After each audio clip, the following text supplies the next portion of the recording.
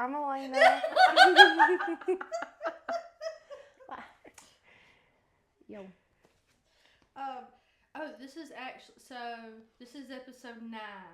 So next episode will be the end of season 1. So we would have done a whole season. Okay. So you got to be on season 1. Hey, I feel so special. And she is our second guest. Yes. Because today I was thinking, oh, she'll be our first guest. And I was like, no, True's our first guest. True was on there. Well, welcome back to the Wonky Kids and Everything. We have Alaina today. You got to remember the... We have Alaina today. Hello.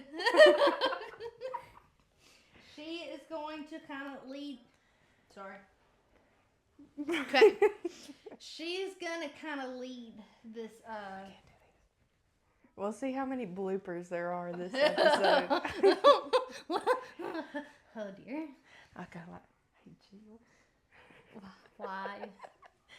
So you can talk to the caterpillar. Why? We're touching way too much. I love you. We're touching way too much. When they would do what I wanted them to when they were younger. Or then when they would come up and do something to me, I'm going to lick you. I wonder if that's also why I don't like people touching me. I don't know. Probably. It's But because she would. She'd lick her hand and then she would. I'd go, because I knew they hated it and they wouldn't stop something, so I'd go. Absolutely not. I can take a lot of things.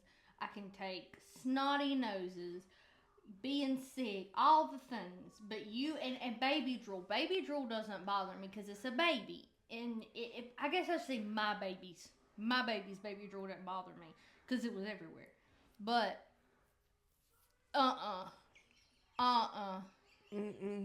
Not like she didn't birth you or anything. And then Brandon look, cover your ears, people. Brandon will look at me and he'll say something because I don't like to drink after people. I never have.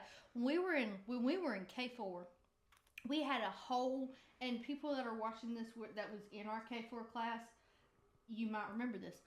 We had a whole. It was all in one. All the subjects were in one room, but we had a whole week dedicated to germs and sanitizing. We had a test on washing our hands and how to properly wash our hands. And they drilled into us not to drink after people and what could happen if we drank after people. That's something that's always stuck with me. Just so I don't drink after people. Even Brandon, I have a hard time drinking after. He looks at me and goes, "Wow, we swapped slobber anyways. What are you talking about?" And I go, "Brandon." Like, not anymore. Yeah, well, when you say it like that. It's like, there went that. I don't do slobber. But anyway, this is our lovely friend Alaina. Yes. Are we starting with you want to start with the game or you want to end with the game? I figure we can end with game. Okay. But I have known Alaina a lot longer than we worked together. But I didn't really know, we went to homeschool group together, but I don't think we ever really were in the same, we knew the same people, but we weren't. Yeah, like, we would pass each other in the hallway. But that was about it. Mm-hmm. That was about it. And then when I started working at the clothing store, I've almost been going a year now. That's crazy. I know. I told Jen I was leaving almost a year now. I think my last day was in either August or September. I can't remember. But yeah, it's been so. But she is my children's auntie. They would love her to be there more than me. Mama does not matter when Alaina is around. Only Alaina. So They just took upon themselves, I think, to start calling me aunt. Because I don't, like, I I never, never insinuated. and no, and like, I was like, oh, like, is that weird? You know, I'm like, I'm not going to try and, like, make somebody's kid call me something. You know what I mean? Yeah. Like, they just kind of took that upon themselves one day randomly. And not that and I was thought like, that this would "Aw." happen, but I've let them do that to other people in the past, and those people are no longer in our life. So I just did. I was like, maybe it's something I'm doing. So I didn't. They just took it and ran with it, and now Brandon calls her Aunt Alaina. Yep. Did you show her that video of them standing? Did I show you the video of him standing at the window waiting on you? Yes. Yep. You sent it to me. Mhm. I was like, oh, that's so beautiful. Every time. I know. I just like look. The first thing I do when I pull in is look for the window. Mhm. I'm like, are they jumping up and down? Yes. Yes. And Oh my gosh. The last time when I got there, they were all napping. I think they were all napping. Mhm. Gus got up first. And when it was time for the girls to get up, he went in there and he was like, girls, Aunt Elena's here. I could hear it going. And it's like, you could just literally, they were jumping up and down. Yep. She took her blanket and she put it to her head and she's leaning on Alaina. Aww. And she was like sharing her blanket with Alaina. And I thought, I'm not even allowed to touch blanket when she wakes up. I'm like, the fact that Mabry, like, I feel like she takes to me more than Ashton. I mean, they both love me, but I feel like Mabry, she is more like, she wants to be in my lap. She wants to be reading a book. Yes. She's like they literally fight over lap time. Mhm. Like, we were all sitting there, and me and Gus were reading a book, and Mabry comes and tries to get in my lap. He goes, no, Mabry, this is my time to read with Aunt Alaina. I was like, yes, sir. Yes, sir. You tell her. Possessive. And then when she started going to the bathroom one time, I saw Ashton trying to follow, and she had her hand up like this, ready to knock. I said, don't you do it. I said, let her pee. That moment I knew. I was like, oh my gosh, if something ever happened to me, they would be just fine because they're going to beat down the door to get in the bathroom with her. So, yes. Gosh. We went to the store the last time, and oh my heavens, like all three of them, you're leaving? I was like, y'all know I don't ever leave until y'all go to bed. Like, I will be back, trust. Yes. We're going to the store and coming right back. And I was going with her, so I had to come back. But you don't No, count. they did, yeah, they weren't worried about Jill. They were like, just as long as Alaina comes back, it's fine. No, they didn't, All you did was birth those babies. That's all I did. Now, when it's me there, it's different, but when Aunt Elena's there, I don't matter. I do not matter. They pass by me, nothing. They go straight to her. And Mabry took to you really quick. Like, it was the first or second time she came over, and Mabry she attached really. Gus is pretty good about getting friendly, but Mabry, she'll just look at you. And she told Gus this week, we had dropped off Brandon, so we were heading home, and they were just talking in the back, and I don't know what struck me to start listening, but I heard her look at Gus and go, Gus, I'm gonna shoot you in the face. Right.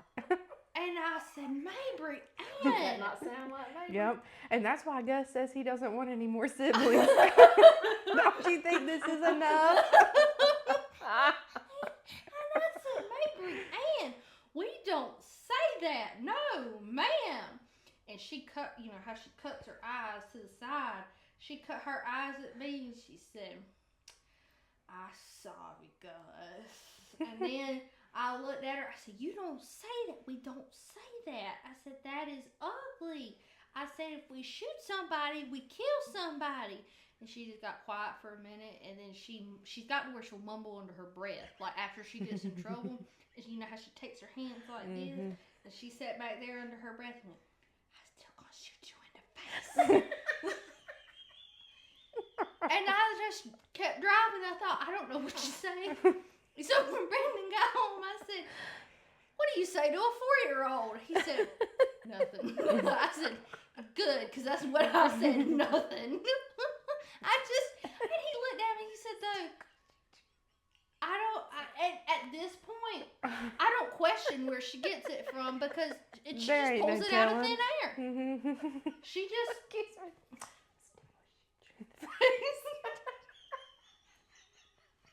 I just want to know what Gus said to provoke that. I have no earthly clue. She was going at it though. The head was bopping. I mean, the eyes were rolling, and I just caught the tail end of it. I don't know what the rest of the conversation was. And then there's some nights when we're going to bed, and she does her little whatevers, and Brandon just lays there, and he just looks up at the ceiling and goes, "Oh, Lord, please prepare the boy that you have for her." Oh, and then he'll say, "No returns. No returns." Hey, at least she'll take care of herself. I shoot you in the face. No, and I told him, I said, watch, when they grow up, the roles are going to reverse, and Ashton's going to be the one. Mabry's going to be just fine when she gets older, and it's going to be Ashton sneaking up on you. Never saw her coming. And I'm scared for that, because at least now I'm prepared that it's Mabry, but when they switch is what scares me, because now she's gotten to where even when she does something and she knows she's going to be in trouble for it, she'll say, "Ashton did it." And as soon as she says that, I know she's done it. Well, the other day, I've gotten on to him. See, I didn't tell you all this because I thought, well, this will be great for the podcast. So the other night, I went and got in the shower. And I told Brandon, I said, okay, I'm going to go jump in the shower real quick. I'll be out in just a minute. I went in the shower 10, 15 minutes. Everything seemed fine. And then Brandon was walking through the kitchen. He looked at the floor, and there was this pink line. And it was a crayon. And I was like, he said, "What is that?" I said, "Oh, it's just crayon. We thought it was just that one spot." From the time I was in the shower, mind you, Brandon was on watch duty. Mm-hmm. And he's just watching to wait for somebody to scream. Yes, exactly. And there was a crayon mark all the way, one singular line from the kitchen all the way through the house to our room, to their room, through the living room, in a circle to Gus's room, in the kitchen, around the bar. I was up till 11:30 mopping the house, right, because she had taken a pink crayon. And I asked her, I said, "Did you No, Aston did it." Found the pink crayon in her bed. Mm-hmm. She was going to do her wall. The wall. And then the other day I caught her with a yellow crayon, and she was just, she was talking to herself or something, I don't know. She was walking through the living room just bebopping, and along the coffee table, was walking through the coffee table and just and doing a line straight down it. I told him, I said, enough crayons. There's marks everywhere. But she don't care. And when I spank her, she goes under her breath, "That didn't hurt." Who does that sound At like? that point, I'd be like, "You want me to make it hurt?" And I'm like, "Oh, okay." And then she'll say, "That still didn't hurt." That sounds like Webb Johnston. Mm. Oh my gosh. But I honestly, part of me goes, it probably didn't hurt because all that booty back there. And then when they were outside playing today and Ashton bent over, her pants came down below her butt because her butt has gotten to that point, and they just stayed below her diaper the whole time. I was like, "Oh, y'all get a shower." I told Jill, I said their nanny marked them well with the thighs and the booty. I was like, that gene runs very strong. Brandon marked Gus very well because neither one of them got no butt. Bless his heart. Gus is just a little too thick. I was watching him jump the garden pits today. Poor old Gus's legs. I was like, please don't step wrong, because there ain't nothing protecting you, boy. Not at all. It's not because he don't eat. That's what I looked at him the other day. I said, "Where does all this food go?" Like, I don't flabbergasted. I don't understand. They'll eat, and then when I left him tonight, Brandon, they were eating, and they had cube steak, rice, and biscuits. And he said, "Can we have cake after?" I said, "Boy, that's up to your daddy. He's the one wrangling y'all tonight. So if he wants to put sugar in y'all, that's up to him. But when I get back, I guarantee you, if there was a half a cake left, there won't be no cake left. Probably not. Mm-mm. He's just gonna be like, whatever you want. Because Ashton also goes in there during the day, during times of the day, lifts the lid up, takes her fingers, scrapes it across the cake, and then randomly comes around the corner with it on her mouth. And then I'll wipe it off, and then again, she'll come around the corner. It doesn't matter where I put it, she gets to it. My only other option is to throw it away. So, but, so, anyways, how would you like to lead this? It doesn't matter. Or do you want to... Do you want to start with your testimony, or? I reckon so. I can. I don't really know how to like start it, but When... I don't know. Let's see. You could Did start. Did you grow up in church? yeah. Start with that. Okay, so we'll start at the beginning. In 25 the beginning. years ago. That is how old I am, right? I'm like losing count. Yes, I'm 25. So I was raised up in church. My mom, she has always taken me. My dad, they said that he went when like my brothers were younger, but I don't really have any memory of him going with us. So me and my mom always went, and we went every Sunday, Sunday school, like anytime the church doors were open, we were there. Church in Ohio? What was it called? I don't think Good I've ever asked question. you that. Oh, you grew up in Ohio?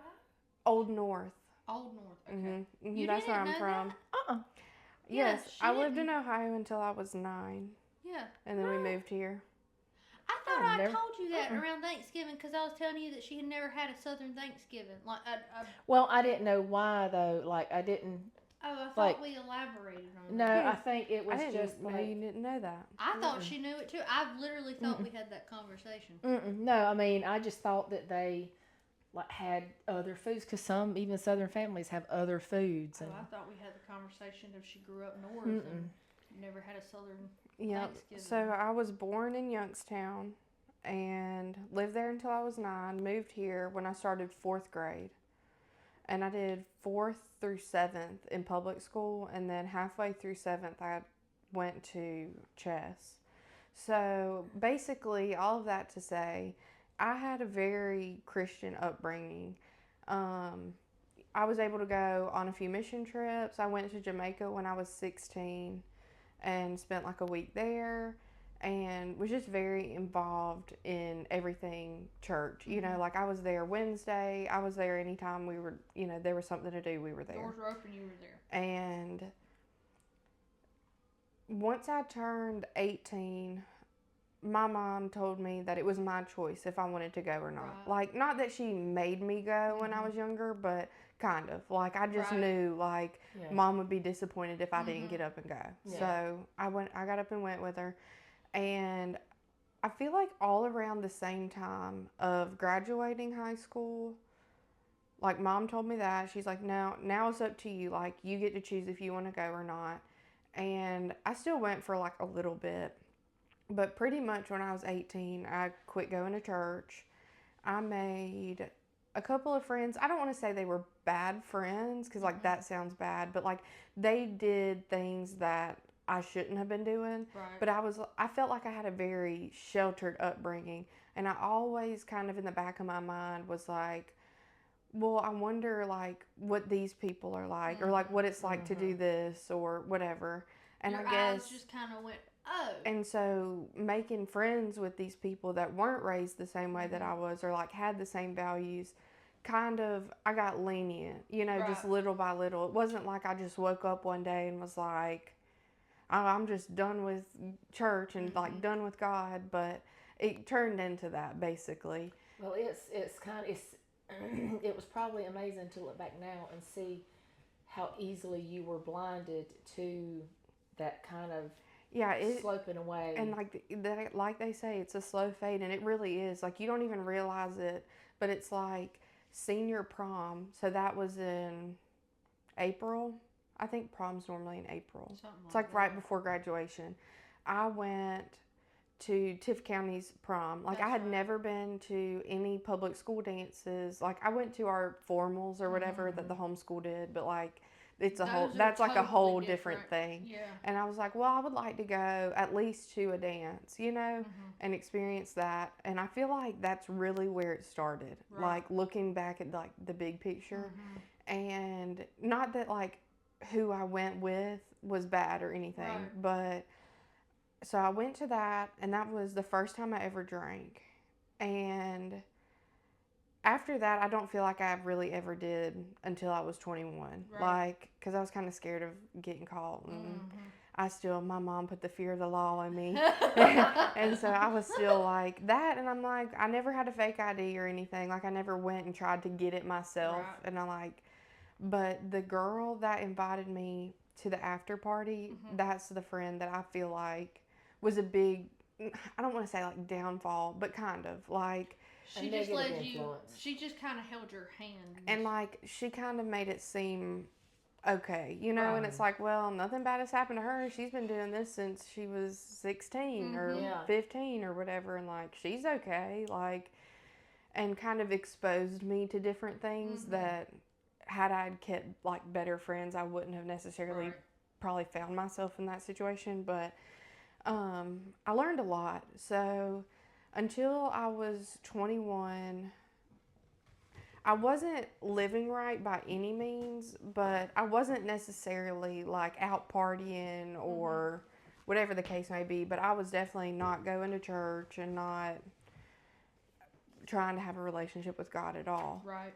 And once I turned 21, I kind of felt like, well, like, I'm old enough, like, what's stopping me, pretty much. And I don't feel like I've necessarily had like an alcohol problem. Like, I wasn't sitting at home like drinking every day or anything like that, but I was still going out and partying and doing too much and putting myself into situations. Like, looking back now, like, I just told my mom not that long ago, like, looking back, there were so many times I probably should have been dead. Like, so many stupid things that I've done and situations I've put myself in that, like, I should have been dead multiple times. And it's like, looking back, it's like, God was keeping me here for a reason. And I don't know exactly what that reason is yet, but there's a reason, you know? And I can kind of see that light. But getting into, like, where I had this revelation, I don't know when the last time, like, going to the pub is a big thing. Like, everybody always goes. You end up going like Thursday, Friday, Saturday. Like, you know, everybody starts on Thursday partying and drinking and going out and whatever. And like, I went to the bar whenever it was open a little bit, but we all, like, the pub was our scene. And I don't know what it was, but one day I just was like, I just don't want to go anymore. Like, for no reason. Like, this is like, my God revelation. And that was him, like, working on me, and I didn't even realize it. Like, I still wasn't living right or going to church or reading my Bible or doing the things I needed to do, but I just randomly was like, I just don't want to go anymore. Like, I kept saying, I'm too old to go. Like, all the young kids are going, and like all the young college kids and stuff. Like, that's not my scene anymore. Like, I just don't want to go. I'm like, I guess we can just do something at the house or whatever. And looking back, it's like God was working on me little by little. And I mean, because that was probably September last year. Oh, wow. Or before then even. And, you know, it was like, how many more months of me not living right after that? Right. And doing all those things, I don't know. It's like, I quit going to church, and I had this hole in my heart. And it's like, I literally searched everywhere except for the Bible to try and fill that hole. Right. And coming to this revelation now, it's like, I don't need any of that. Like, I have no, like, desire to do things like that anymore. Like, be a part of the world. Like, I feel the most fulfilled now trying to work on strengthening my relationship with God. And I don't know, there's a whole lot more. Like, I could probably sit here for hours and share my testimony, but God has done a lot of work in me just in a few short months. Like, well, I told her, I said, she hadn't said anything to me about like all of that. And then I don't know what came up for us to even have that conversation, but she came over to the house one night. Also, she usually comes over to the house once a week, if not every other week, and then after that we start having withdrawals. So we can't go long. With that being said, she came over one night, and I don't even think it was a really long visit, but she was just different. Not a bad different. I could just tell something was more, not necessarily refined, but like something was just different.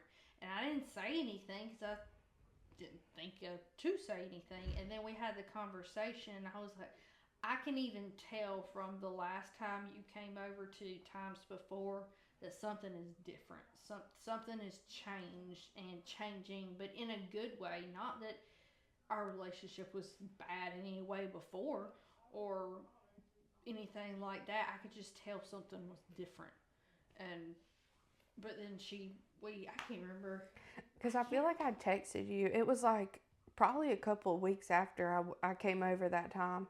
And because like I spent the first probably 2 or 3 weeks just like I didn't say anything to anybody. Yeah. Like I was like, I just have to like figure out what this is. Like, oh my gosh, sorry, I'm like going hoarse over here. Oh no. It's all the popcorn kernels. She drowned it herself. Anyways, I just kind of was like, this is new and this is scary. Like, you got to think it's been 7 years since I've opened my Bible or done anything. Well, it's like you're coming off a high and from a worldly high, and you just go, and you just have to, you have to get used to it yourself. Like, I kind of like, this is going to sound really bad, but I kind of told myself, I'm like, I just got to do this by myself for a little bit and see if it's going to stick. Like, I know that sounds really bad, but I'm like, I just need to make sure I'm for real about this before I start telling people, you know. Yeah. And like that I'm for real making a life change here. Yeah. And well, and too, if you're like me, if I go and tell people, hey, I'm doing this, to me that just adds so much more stress and pressure. It's like, okay, now like I really have to do it. And then people are going to say, well, how are you doing? How's it going? And it's just, and instead. But that's very personal too. Yeah. Well, and too, it's just, I just do so much better if I go and start tackling on my own private way with different things. And then once I've kind of got a grasp on it, then I start saying, oh, well, I'm doing this or I'm doing that. And, the one thing I wrote down was, you know, when your mama lets you make the choice of, okay, are you going to church, you know, whether or not you go to church. Are you glad she did that so that you could go on this path and then rediscover a closer walk with God? I feel like yes, because I'll sit here and look back and I'm like, not that my relationship with him before was like fake by any means, but it's just what I knew, you know, like it was just going through the motions, like, because I was saved and got baptized when I was 10. Right. And it's like, okay, like, did I even really know? Like, I mean, obviously I meant it, but like, you know, I didn't even know like the value of $1 at 10 years old, you know, and like I'm over here committing my life to this walk that I don't even know what the difference is. And which that was also like my own decision. Like they never pushed any of that like on me. But looking back, I am glad that, like, because if she would have forced me to go, there's no telling like how bad I would have really rebelled. Or because like I'm one of those, like, I don't really like to be told what to do. And you tell me not to do it and I'm gonna do it, or I'm gonna try my best. Or exactly. If you tell me I can't do it, watch. Well, literally. It probably also helped that you were still at home when she gave you that freedom, so you still had watchful eyes on you. Oh, for sure, I still had a curfew, and I still had, but yeah, so it kind of helped keep you in those kind of like the paths a little bit, because you had those eyes on you versus he's so loud. Versus like if it would have happened when you just got out on your own, you might have just went buck wild and just never really come back. Mhm. Yeah, I feel like regardless, like any way you cut it, I probably would have ended up doing the same things. Yeah. Like, I guess I just have a too curious of a mind, and I'm like, but what if, like, what if this is better? You know, what if it is easier? Well, like, and too, I think sometimes we look at, all these things people are doing. It's like, oh, that looks like so much fun. They're having so much fun. And then when you get into that, it's like, man, I feel like crud, or you feel guilty. And that's one of the things me and Jill had talked about before as far as Christians. I have more fun now as a Christian than I ever did out there doing all the stuff that I was doing beforehand because there's no guilt. Yep. And see, I feel like I always had a little bit of a guilty conscience. But one thing I was going to add to my testimony, not to backtrack, I should have brought it like written down so I could have followed, but I didn't even think to bring it. But whenever I went to senior prom, there, like, I don't really remember how this all went down exactly, but there was basically, like, I was really not okay. I was in a very bad frame of mind, and all I know is I woke up laying next to a boy and there was a condom on the floor. Sorry if that's like really out there.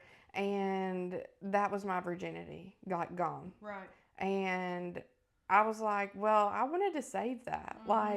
And it got me into a bad frame of mind where I was like, well, if it can get taken that easily, what's the point? It's not even special anymore. It's ruined, whatever.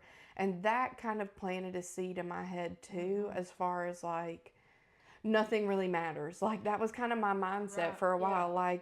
Nothing really matters. People can do whatever they want. It doesn't matter. And I have since, had a lot of guilty feelings about that. Right. And there's times where I would just sit and cry and be like, why am I so upset? What is wrong with me? And I'm like, I guess it's just my mental health's bad or whatever I would blame it on. But it's like I had to sit here and talk to God about it and confess. And He has helped me so much. Just with the thoughts of shame around that whole situation, because I really did just not care. I was like, well, it's gone now. What's the point? And that's such a horrible way to look at it now. But it's the devil uses that. He took that foothold and he said knew. It was literally this smallest little crack in the door, and he busted it wide open. Oh yeah. And well, I've always said, especially this last everything I went through, that devil sneaks in the back door when you're not even expecting it. And before you know it, he has got that foothold. And you're like, oh my gosh, where did this come from? No, literally. And that's kind of how I felt when I finally woke up and looked back on my life. I'm like, what have I been doing? I have, I don't know, I do have a really guilty conscience. And I'm like, well, at least that I know that the Holy Spirit's in me trying to guide me, but I just am not listening. Right. And I'm like, I think it's time I just need to start listening. Yeah. And it's hard to not only listen, but it's hard to come to terms with things that we have to listen to and we have to follow, and then because then you wind up coming to terms with other things that you're guilty of. And I do that daily, with not near that extent, but with the kids and just losing my temper. My patience is not a strong virtue in this family at all. No. And I am trying my best, but homeschooling, on top of being just a parent in general, I there are times I just go to the bathroom and I'm like, I'm sorry, Lord, I'm sorry. I know we're on a repeat cycle. I'm so sorry. I'm so sorry. I'm so sorry. But it's just but like you said, he takes that little foothold. He's like, okay, well, you're not worth it. You're not worthy. You are not. He takes all these things that God says we are, and we are worth, and he goes, well, you're not. And he takes that little foothold and he just keeps poking and poking and poking till the point where you're sitting in the chair crying, watching Friends and eating ice cream. Yep, literally. I mean, and like, I'm having so many thoughts in my head. I feel like a hamster, but like back to not to bounce all around. Oh, have you watched this before? Yes. Hence the name, like Wonky. Yes, that would be us. Anywho, we'll have our thoughts aligned before we do this, but it's something about getting in here and talking. Your thoughts go ping, ping, ping, ping, ping, ping, ping, ping. Literally. Yeah. So the few weeks where I didn't really tell anybody anything about trying to change my life, I spent probably every single night. I don't know what it was. Like, it was God. I say that. I don't know what it was, but it was God. Right. And I spent, like, I would get home from work and just absolutely break down. Like, I would be on my hands and knees, like, up against the bed, just crying, praying out to God. Like, just give me some guidance. Like, I don't know what to do. Like, I don't know what's going on. Like, I don't know how to take any of this back. Like, and so I'm learning that I can't take it back, but I can use it to hopefully help others that may be battling the same situation, you know, to change their minds a little earlier before they get on a 7-year downfall of not knowing what to do with your life. Too, you can help them see that, you know what, we all goof, you know, but we can never get so far away from God that we can't come back. No, and you really can't, because I mean, I feel like I was about as far away as you could get, like, just on how, just, I don't know, if you knew me, you knew, like. Well, and when God is taking you out of certain situations and He's separating you like He did. And even if somebody was to ask you what's going on, He's humbling you to the point of you don't know what to say. You don't know what to explain is going on. You know it's Him, but nobody else is going through except for you in your specific scenario. So you don't even know how to explain it. You just sit back and wait and do what you can to hold on. But the best thing people can do is just pray. But no, I can not that. Before, it wasn't that I saw anything. Like, she's always been, in the past two and a half, 3, however long, she's always been a wonderful friend. She's always been a great, and I've told her, I've like, whenever they started, you know, coming to the house, I was like, I don't bring people to my house. I don't let people around my kids. And I just saw how, I don't know how to explain the feeling I had, but our friendship moved very quickly, I feel like. It did. Extremely quickly. Did I just mess up that word? Extremely. Did I say extremely? No. Okay. I just stopped. You asking the wrong one. Did it just come out extremely quickly? I may have Jim carried it a little bit, but we got very comfortable with each other very fast, and I'm an open book. It's not that. It's just trust.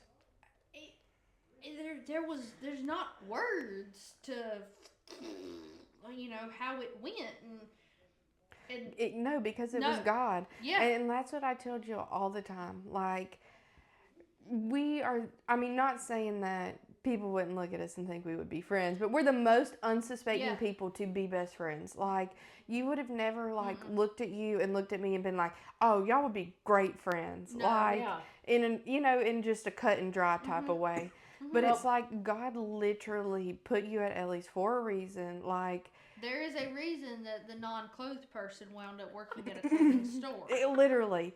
I mean, there's no other answer besides God did it. No, that's just, I still, you know, people asked when you working here. Yep. What's Jill doing now? She's working at a boutique. Ellie's like, she's working at a boutique. I'm like, I know who to thunk it, right? But like you said, it was for me. And my purpose was fulfilled, and my thing has always been too, you know, whenever you leave a job, very rarely do you keep in contact. It may be, you know, I know, hey, how you doing? because we talked about that. You're like, so you're still gonna like come over, right? Yes. And I'm like, duh. I was having severe issues with leaving, not just because not having financially a job, but we saw each other. I saw her more than I saw my kids. Mm-hmm. Like, you had the kids, I had Alaina. And so I was having a good first month I was home, I was having lots of anxiety. I would just sit around the house. I would do stuff with the kids, and I just catch myself wandering around the house. And I'm like, okay. And I think it was I don't think I saw you that first month, because I don't know what happened. I think our schedules just got busy, and she was busy with work and life, and I was busy with work, and not long after I quit is when we started picking. We started picking right after, and so because I think, like I said, my last day was it just literally turned into like a busy season for both of us. It did, and so when we finally saw each other, a lot of the anxiety, and I didn't realize how much anxiety I had around that, and how much I had found a comfort in having you there every single day. And then it was like, okay, because I had someone we could therapize each other every day, and it'd be just fine. And we had gone through a lot of the same things, but in different ways, and in different scenarios. So we were relatable in a lot of ways. Like, neither one of us liked to touch. Neither one. And you know what? Having a best friend that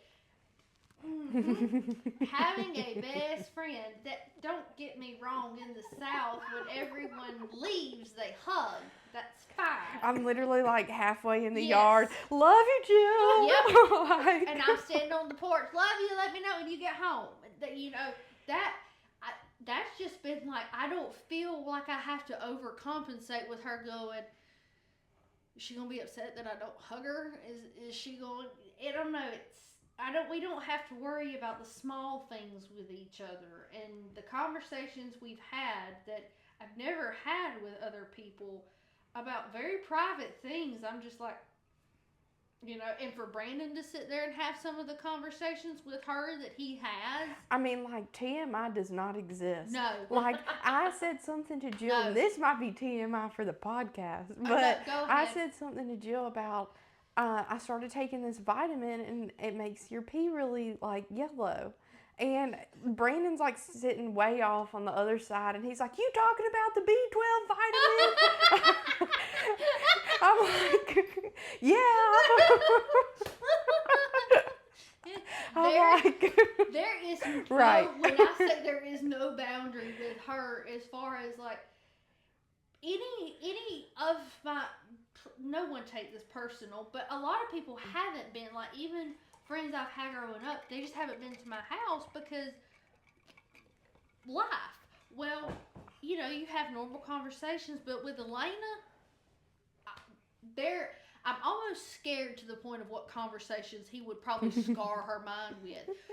To the other night, he likes to watch movies. He usually only says he wants to watch movies he's never suggested watching movies with anybody else, like anybody that's ever come to visit. With Alaina, it's, y'all want to watch a movie? I think we should watch a movie. Oh, speaking of movies, we're watching Braveheart. Yeah, he showed her. I told him, I said, we love Alaina. We want her to come back. Are we sure about showing her Braveheart? Because she's like, I've never been a movie buff until Brandon and one of his friends started showing me a lot of movies.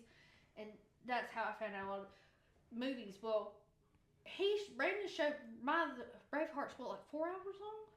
It's like 3 something. Yeah, it's long. It's a long movie, okay? He makes fun of the movie. I don't watch mushy-gushy movies. But he makes fun of my movies, and all the movies he has, everyone dies. No, listen, like, it's like the opening scene. The girls are in their room playing, like, you can hear them, and all of a sudden it gets really quiet. That should have been our first instinct, that they're crouched down at the door looking at this movie. and it's literally like dead people everywhere. Jill's like, pause the TV. They're hanging from the ceiling of Literally. this house, and like it's like that 1800, 1700, something yeah, it's like that. Old. It's a very long time ago, and so hanging was very prevalent. There's kids hanging from the ceiling. This is the movie he wants to show, and then this is one. It's like the opening scene, like the first thing. Yes, and the girls are literally. I know. I'm like, should I start crying now? It's like, I literally was just sitting there like this, I know. just watching the TV. Dead silent. And be calling, where's the phone at? I got some emails I got to check. I'm like, I think it's time for me to go home. It was like 15 minutes in, and I said something. We paused it. Lena said, "Yeah, I've only closed my eyes like 4 times now." I'm like, it's okay. Let's see. Listen, and the TV decided for us that we didn't need to watch it anymore because like halfway through it just closes it out. Yep. Takes us back to the home screen. And I looked and I said, Brandon, I think that's our sign. And poor Lena did not have. I told her, I said, I'll just go ahead and tell you, they all die at the end. Even him, he dies. They fight for their freedom and their country, and he gets stabbed how many ever time that he dies. They all die. You know how to get him back? Tell him you want to watch The Conjuring.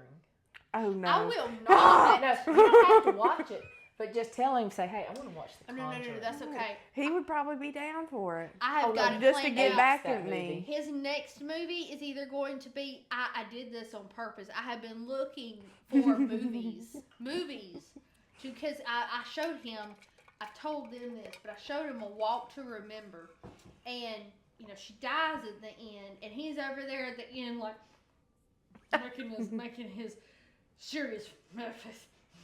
I'm trying not to cry. And, she dies, and his thing was, well, he could have just at least died with her. I said, Brandon, he was an atheist. He wouldn't have gone to heaven with her. Well, why'd you show me this movie? But instead, let's watch the one where everybody dies. Braveheart. What's the other one? Oh my gosh. The Patriot. And mind you, they're all Mel Gibson movies. Mel Gibson's great. But, these are the great movies that just so happy. So it's okay. I've got it. I'm either going to show them the Lucky One. Or what was the other one? I have to find it. I saved it on Tubi because I was like, ooh, this will set them up real good. It's like, it's not mushy gushy. It's a love story, but it's in a way of kind of like A Walk to Remember, where it encompasses it, just really good, and it crushes you. Right. We'll see how well he holds up.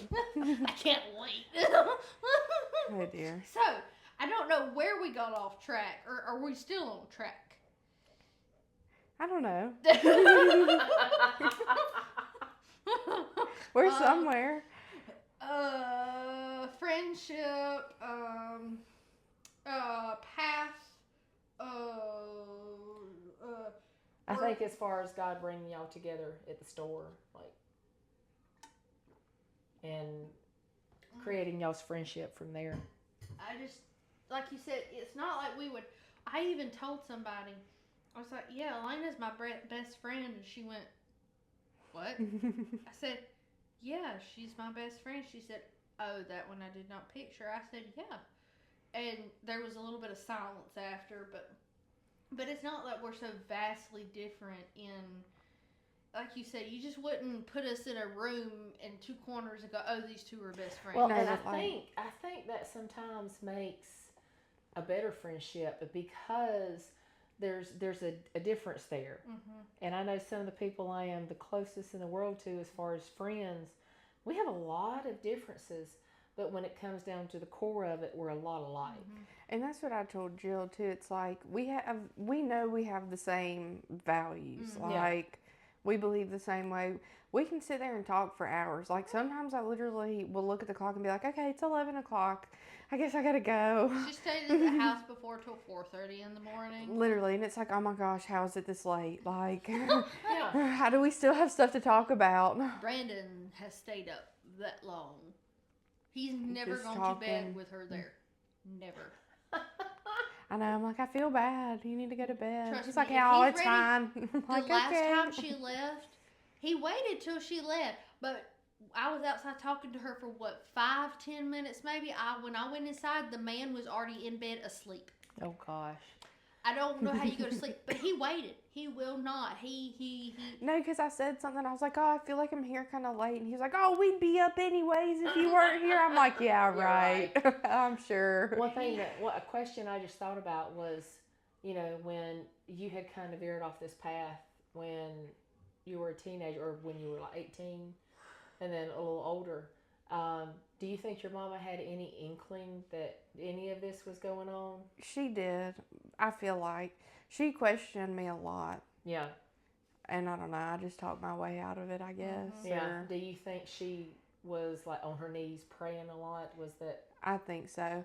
Because, not to air out my family's business, but my brothers both went through a lot.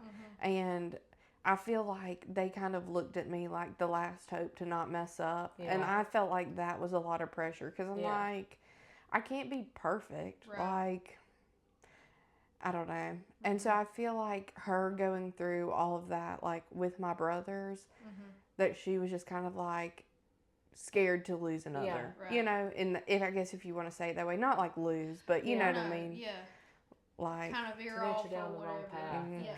And speaking of like praying for people, when you sent me that video, whenever I said all that I said about like changing my life, and you were like, I've been praying for you for months. Oh, yes. And I'm talking like the tears that came out of my eyes, like I was too stunned to speak, honestly. I'm like, Jill was praying for me?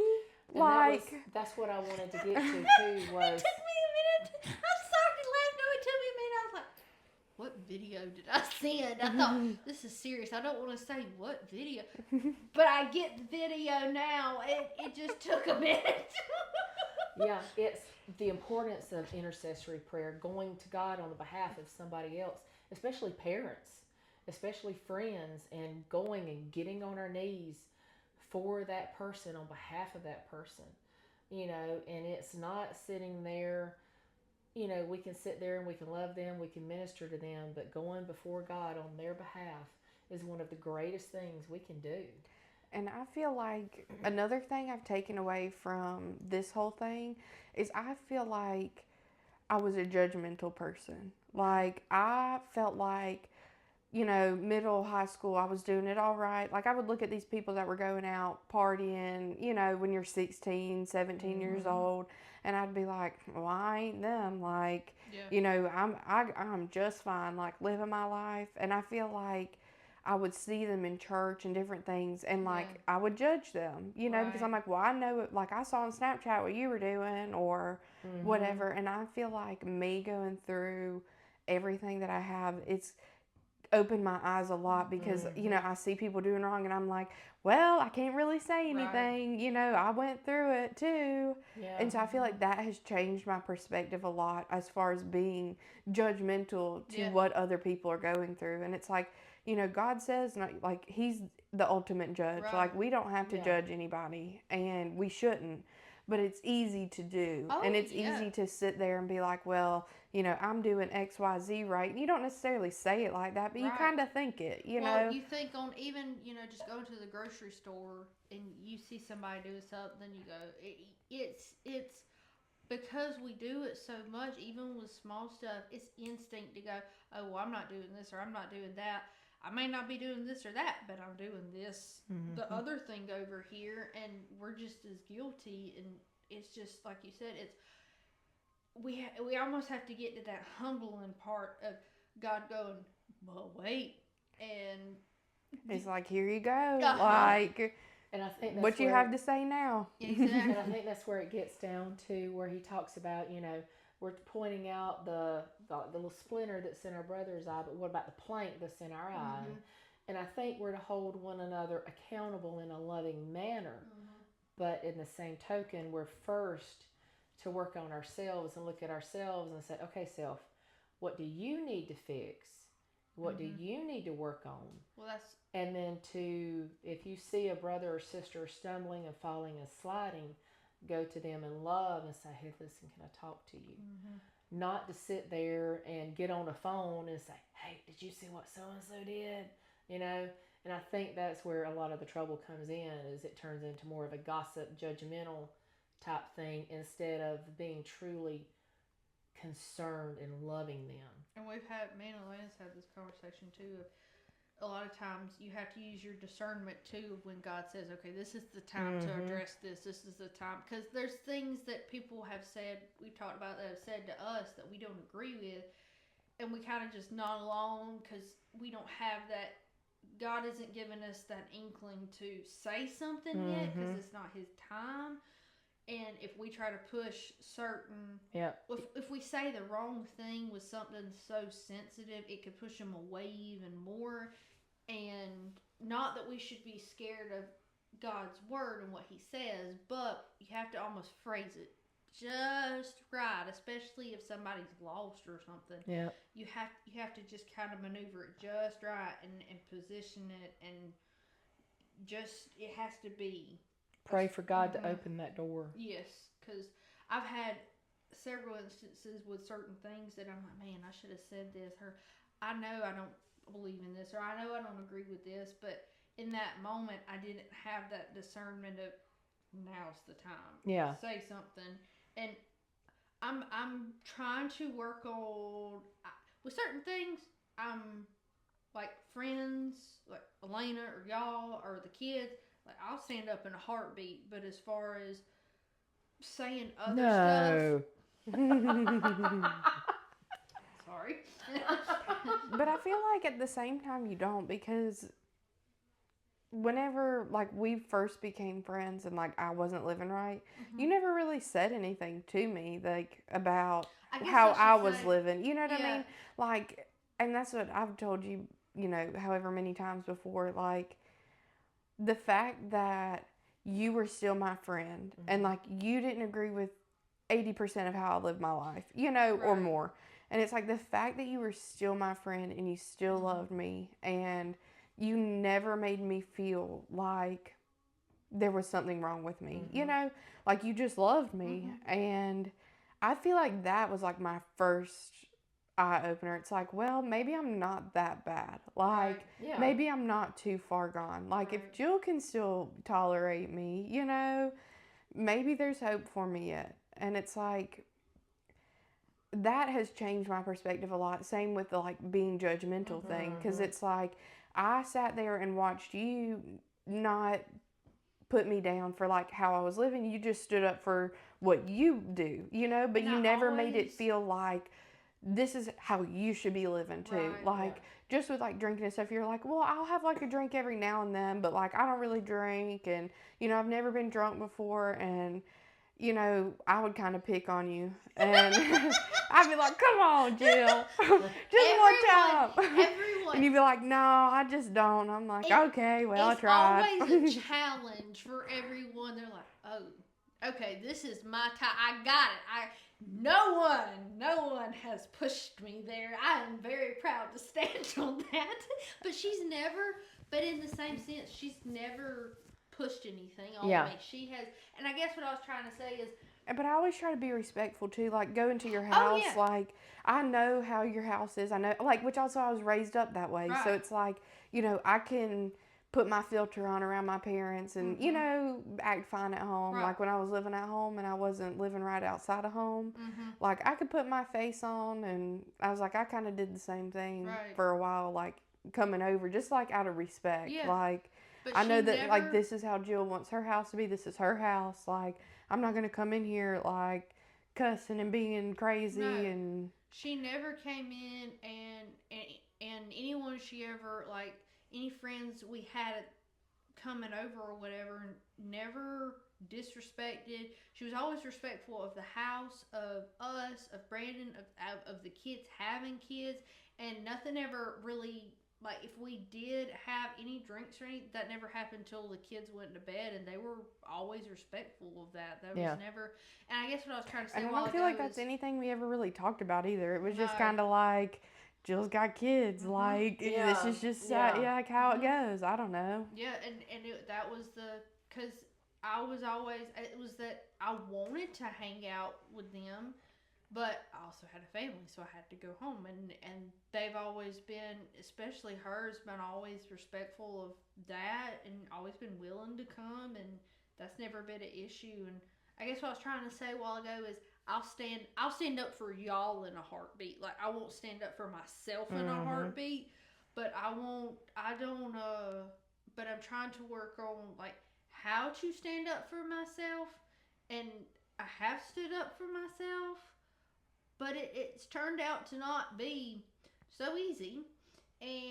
But now friends and family and kids, I'll stand up and say stuff for y'all, but I'm also trying to work, but that makes me feel better about knowing that I'm standing up for my values and beliefs without coming across as, you have to do this. Well, that's what me and her were talking about one of the podcasts, as far as ministering and loving on people and God working through how we live our life to bring about conviction on others without Bible beating, without that was my fear, stuff is down. that I never wanted, I knew you knew the right way, which none of us really live the right way, because none of us are perfect. I'm perfect. What you talking about? What you talking about is? But I knew she knew, and I thought, well, if I can just, that's like when I say there's no words to just express, like, I knew we were supposed to be a part of each other's life, but I didn't know, if that makes sense. Like, there was just always this feeling of, I want Alaina around.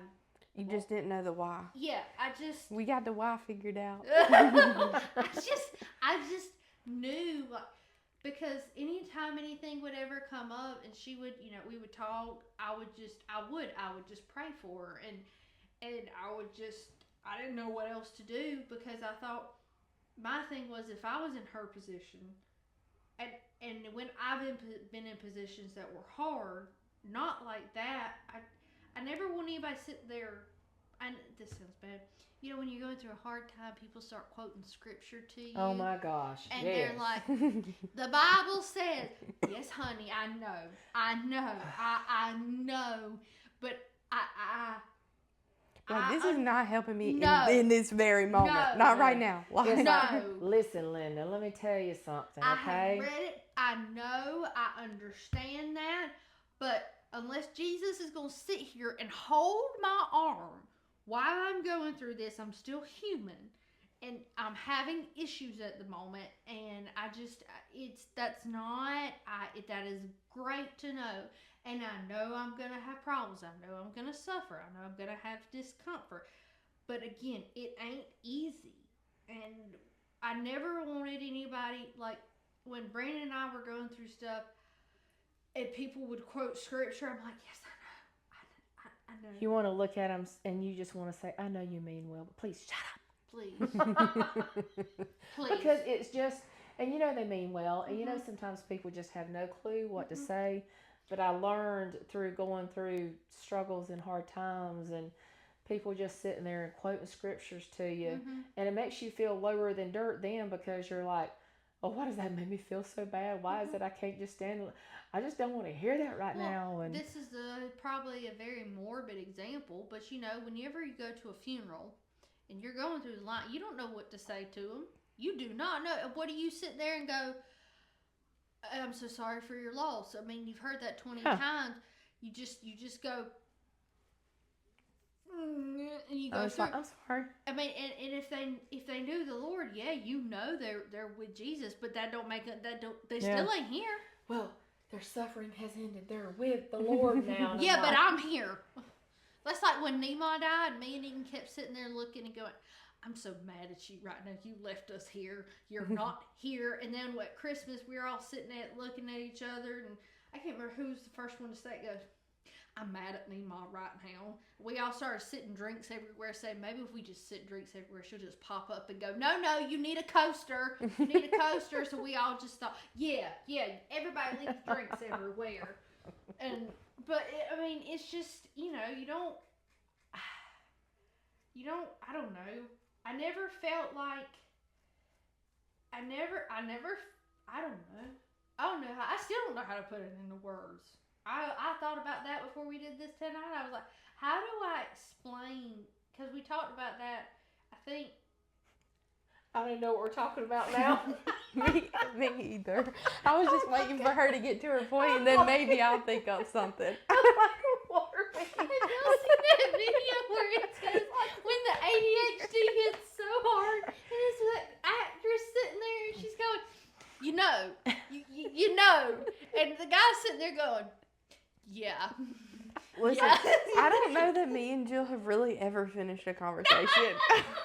I was sitting here like, what are we even talking about? Do you have a point to make? What is she even talking about? For reason, sometimes Brandon just sits there and he takes his hat and he just kind of goes like this and he goes. I mean, half the time he's not even listening when I'm there. I will literally say something sometimes and be like, did you hear me? And he's like, what? Yes. And I'm like, right. Yes. Perfect. Yes. He's to I the was talking to you too. Yes. Like He's to the comfortable point of ignoring her. Like that's the point of comfortability he's gotten. And there's sometimes I just sit there and go, would he even notice if I died at this point? Don't be crazy. I don't even know what that we man were wouldn't be able to about. find the shampoo without you. The ketchup. The ketchup. He couldn't find the ketchup. It's always the ketchup. But I don't know what my point was. I saw a TikTok the other day, and it was a man, and he videoed the inside of his fridge, and he goes, can anybody find the ketchup before I have to ask my wife? And there was 2 of them. And all the comments were women. The fact that there was 2 and you couldn't see either, I saw the first one in the first 8 seconds. I'm like, it's in the door. I see it. It's in the door. Oh my gosh. Well, that's like, we had monitors. Some of our fire alarms started going off one night, and he's like, well, how do you turn it off? Like, gosh. So I was like in the middle of the night climbing up on the ladders. Me, Miss Swirly Whirly here, climbing up on the ladders, taking all these daggum alarms. Yeah. It's not him. It's not his connection. He was sitting there saying, can you hear me? Can you hear me? And he's not the one with the bait signal. And he's walking around trying to make. Well, he was out there on the porch, and I thought, we ain't going to be able to hear anybody in here. He was out there, well, I just thought I'd give you a yell. I finally quit. I'm like, but yeah, I had to pull all the smoke detectors down. Their signal's the one that's bad, and he's on.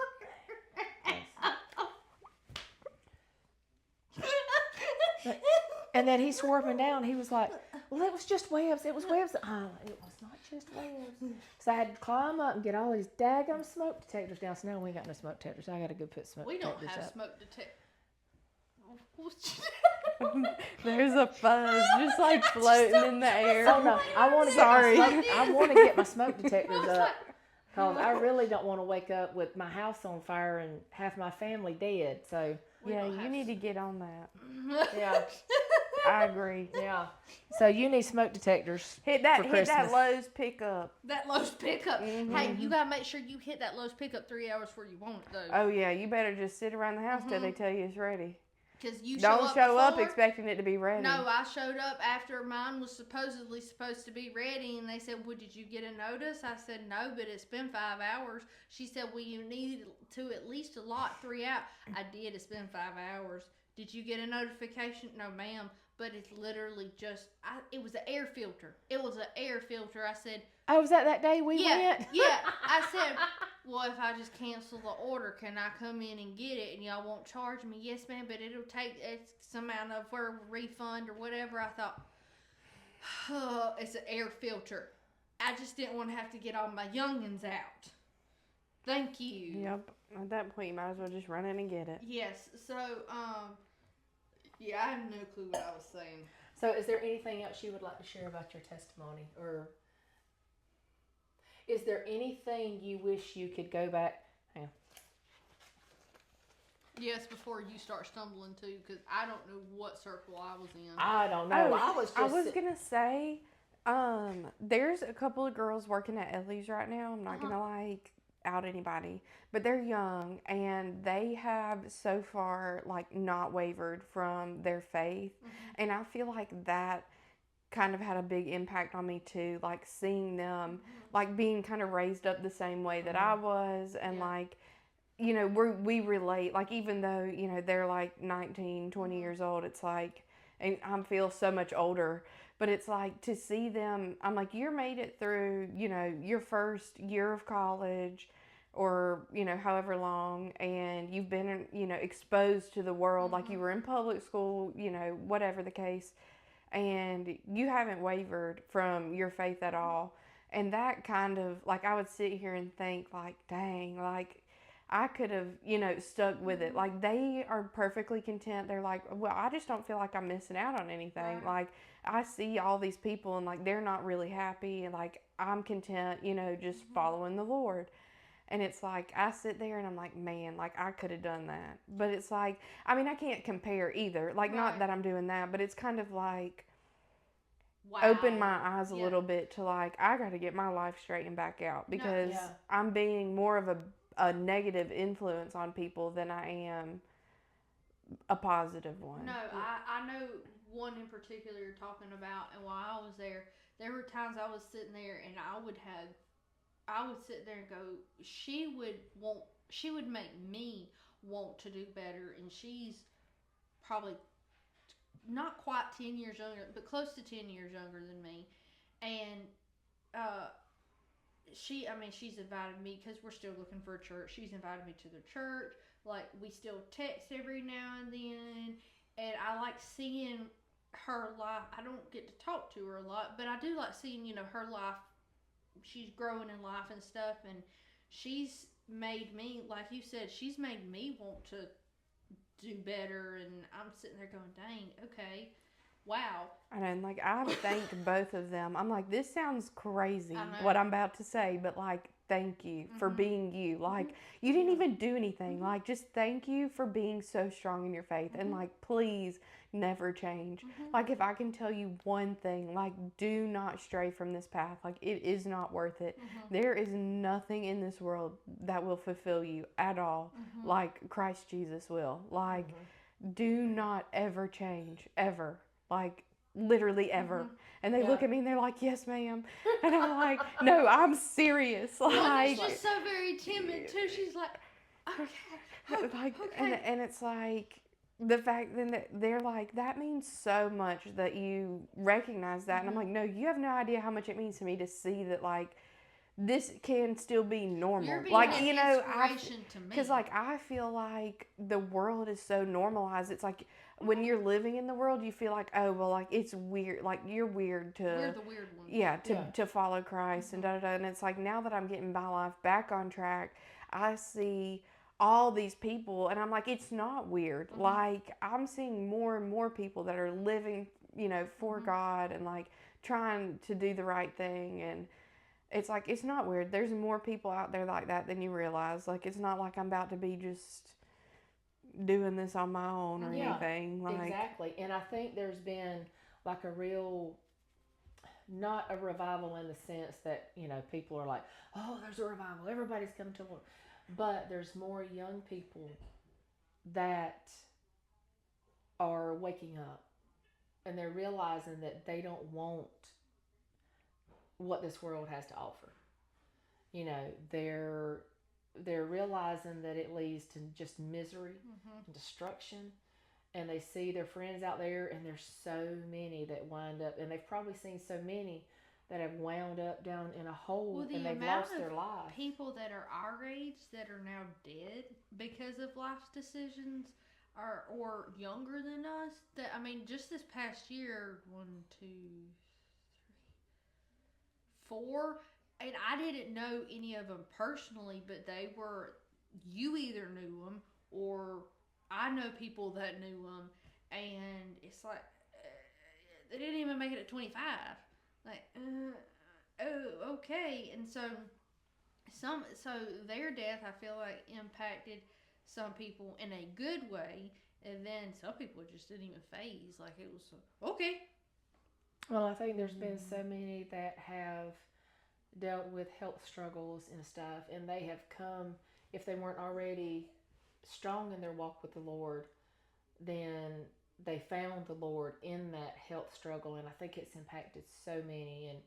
And I think they're realizing, listen, that's not what we want. You know, we want to be happy. You know, we want our family to be happy. We want to be strong.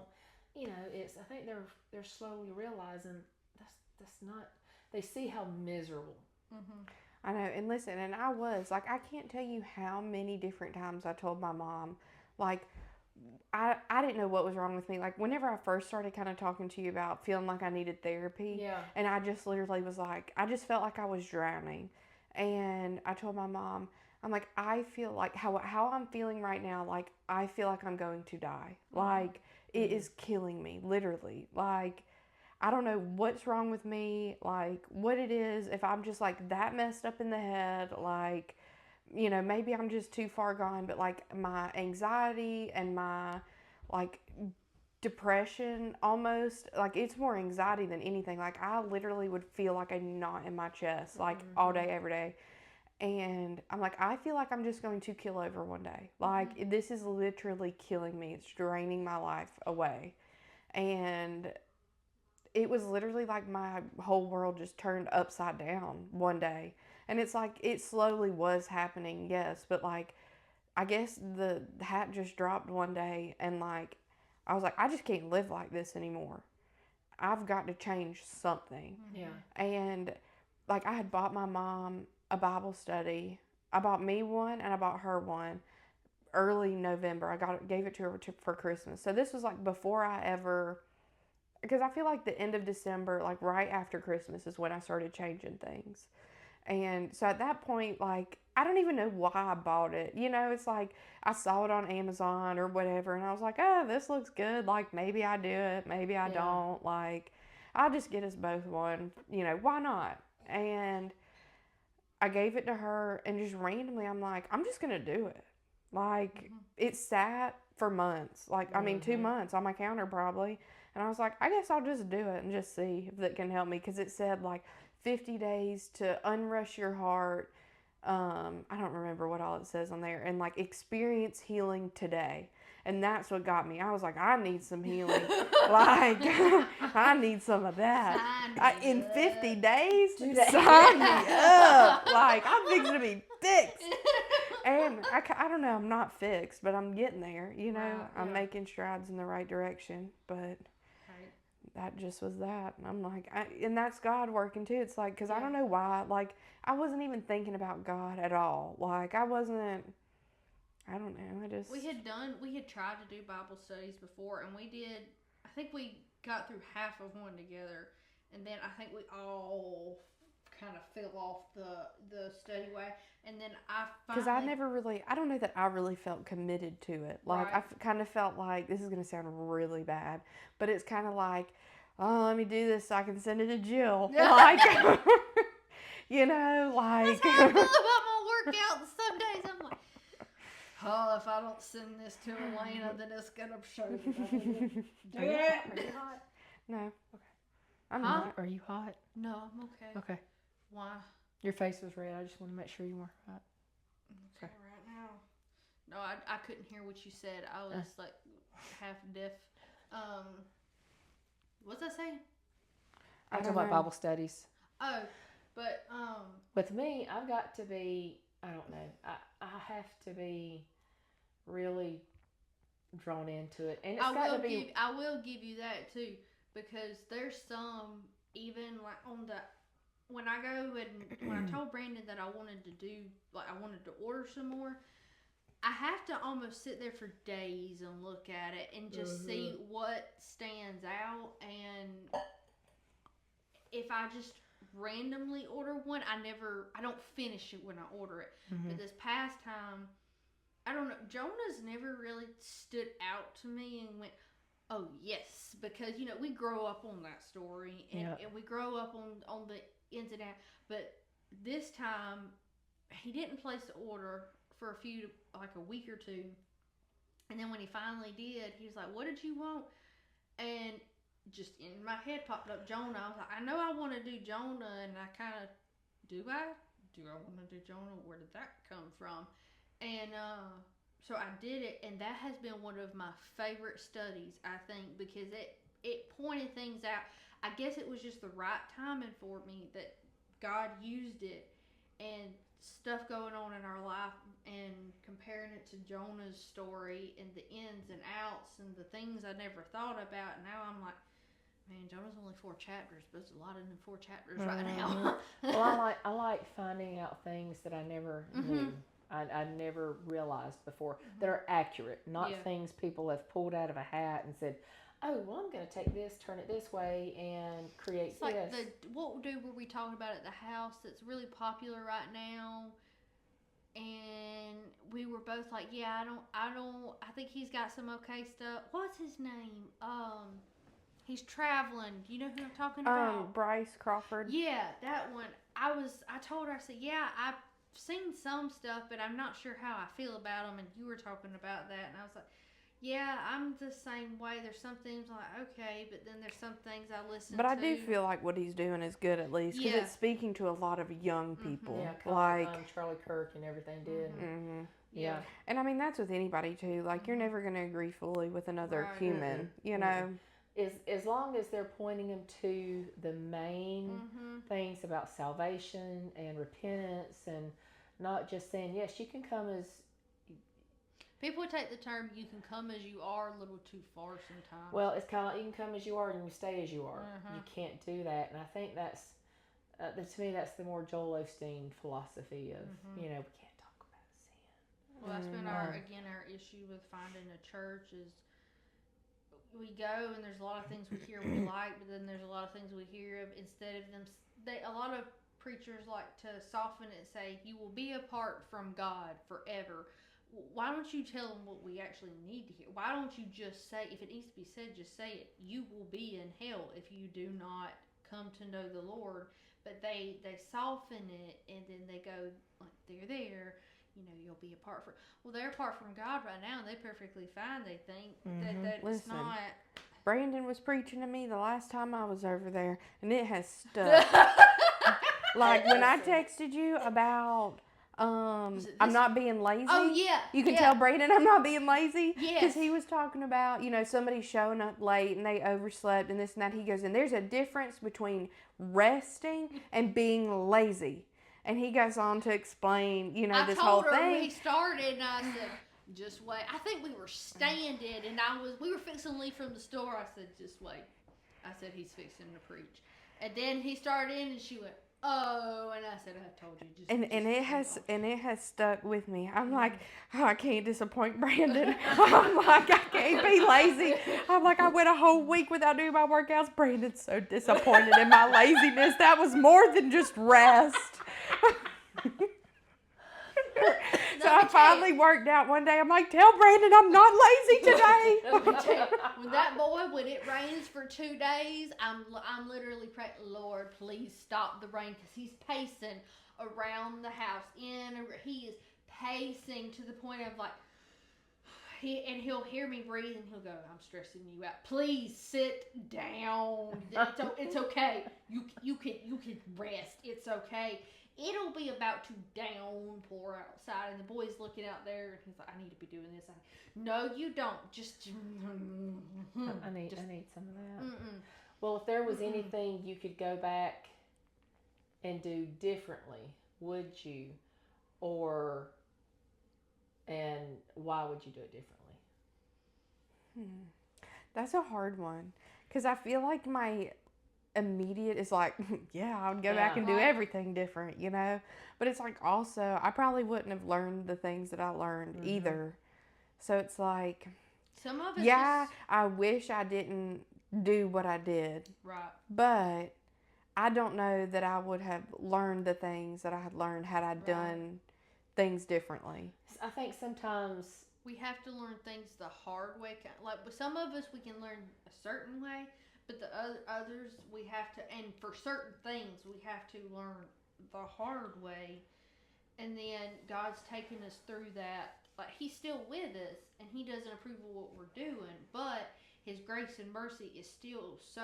Again, with Jonah, like he could have just drowned in the storm. God could have just said, but He used, even though he was suffering, He used that. It says fish, but we always say whale. Fish whale to come along, soup him up, and spend 3 days and 3 nights in the stinky whale to go, hey, we'll wake you up. And I mean, sometimes we just have to go through getting eaten by our own fish to wake up and go, okay.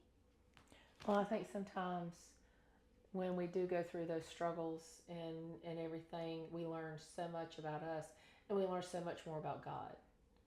And I know.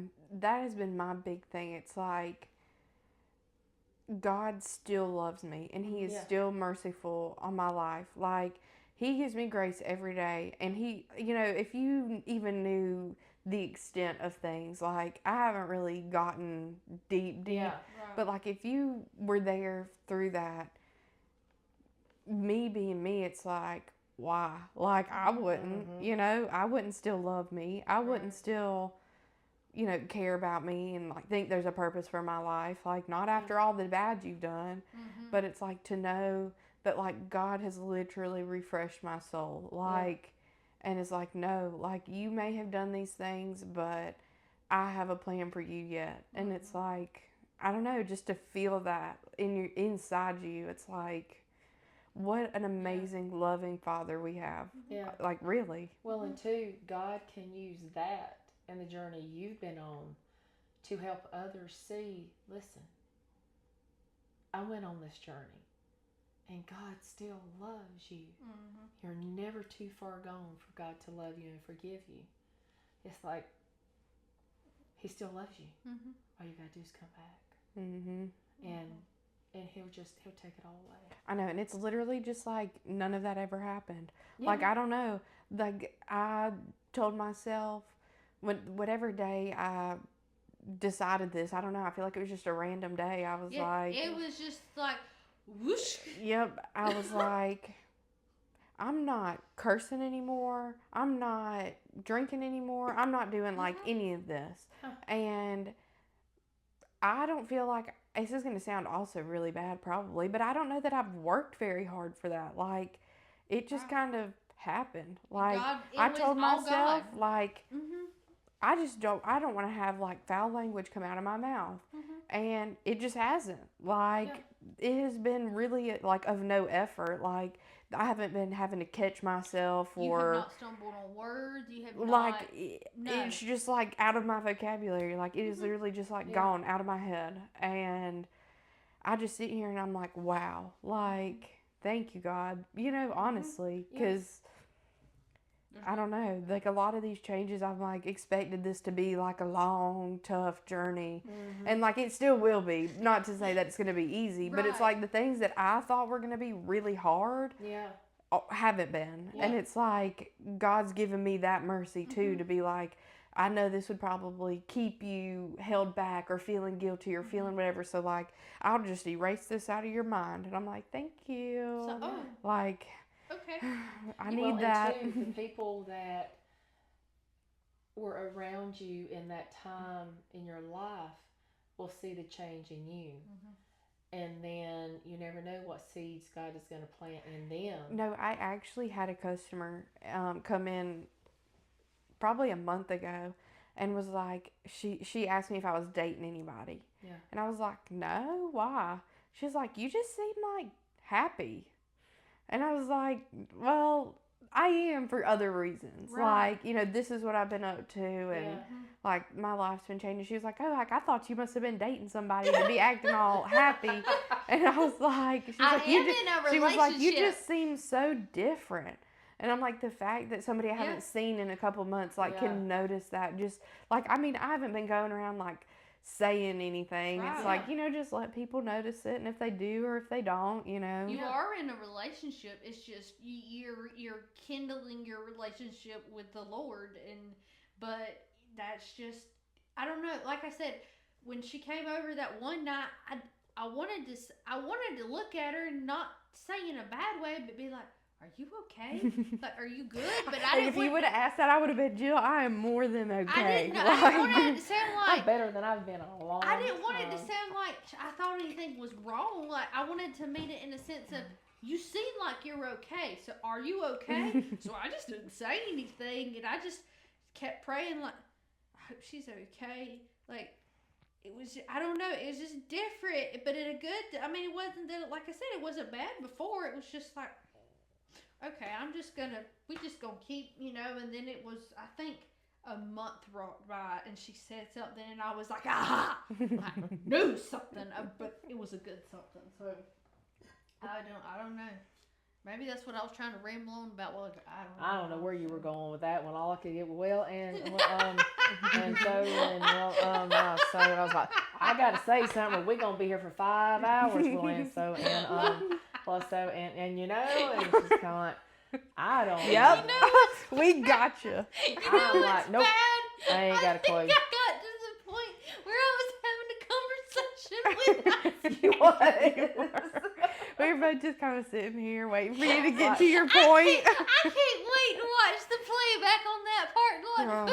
You're going to have to delete some stuff off of this one. No, you might have to do some editing. I think it's been great. I got in my own little world, and I was answering my own questions. But you weren't answering anything. You were just going. You weren't making any points at all. So you just.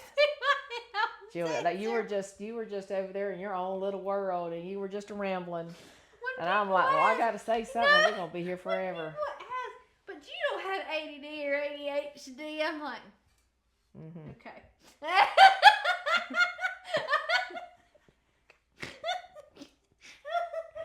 Okay, moving on. And okay. You got any other things to ask? I'm ready. That was my. I had a list of questions, but again, I think it was relating to the game, but I think there was something, but I can't remember what it was. I'll find it later or remember at 3:00 in the morning. I think it was the main thing was like, if you could go back and change anything, what would you change and why? Oh, it's the way the light was hitting your nose. I was like, you got something like embedded on your nose. But I ain't no telling after all this flu and stuff. I ain't no telling what's wrong with me. And I think, what would you keep the same? I think it's the same thing as far as what would you change, what would you keep the same. I think it's probably the same thing. I just have to give a shout out to my mom for being so resilient, and even through all of life's troubles and watching all 3 of her kids fall off, and your mama, she has never wavered in her faith. Like, she has been such a good example of why it's so important to have a good relationship with God, because like, He will help you through the storms, even if it feels like there's 7 storms at one time. Like, He is your anchor, and she has shown that it is possible to, because it could have been easy for her even, I think about her situation. It's like, it could have been easy for her to just like quit going to church start doing the same kind of things too. Like, well, everybody else is doing it, but she never did, ever. And now, like, that I'm trying to find a church, she's been willing to like go with me, so I don't have to go by myself. So it's kind of like roles reversed, because for a little while I was going to church with Mom just because I felt bad that she was going by herself. Right. And like, I wasn't necessarily paying attention or going for me at all. Yeah. But I was like, I can still tough it out and go just because I feel bad that she's going by herself. And now it's like, she's going with me to try, a church and stuff. And it's not her church, but it's like, she's like, well, I just don't want you to go by yourself. Like, I'm happy to go with you. And so it's kind of funny to see like how the tables turn on things too. And it's like, I'm like, yeah, that would be nice, because like, it's a kind of an accountability for me too, to have her to go with me. Yeah, and I mean, it's scary to walk in, and I mean, it gives you an understanding of how somebody that's never really been in church, or a young person, or somebody that's really, really never come to the Lord or really wandered away from the Push Lord. you in their shoes of how To intimidating walk it back would be. into a church, you know, when like, you know. I mean, when I went back to my home church, I cannot tell you how many people were like, Alaina, did you go off to school? Where have you been? And I was like, no, I've been here. I haven't gone anywhere. I'm just here. Like, no, it's very intimidating. That's a whole process. But your mama, granted, I know I have only been around her but Mama Denise has given me. I think this is part of our how our friendship balances out. I am a horrible gift giver. I am a horrible gift giver.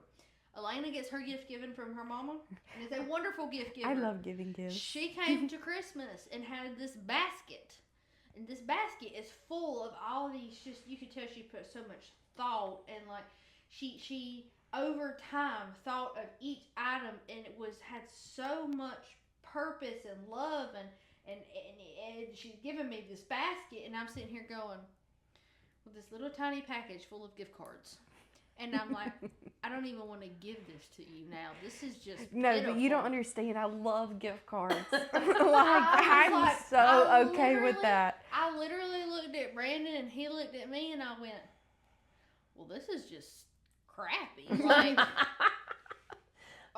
but it's what she loves. But it is. But that's how we balance each other, because she knows I'm horrible at giving gifts. I am horrible. I will sit here and I'll be thinking in October of what am I going to get people, because I suck at it. I suck at it. But she gives her gift given from her mama. But Mama Denise has given me many gifts, and I'm sitting here like, I don't think I've given her a thing.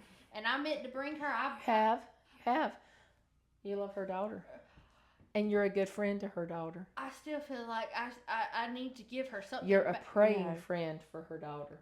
But Mama Denise, I did mean to bring you some bread tonight, but Brandon, I think, got a hold of it before that man is a garbage disposal. Yes. So I thought, well, I know she's very accountable in her eating, which I try to do. But I thought, well, it's homemade.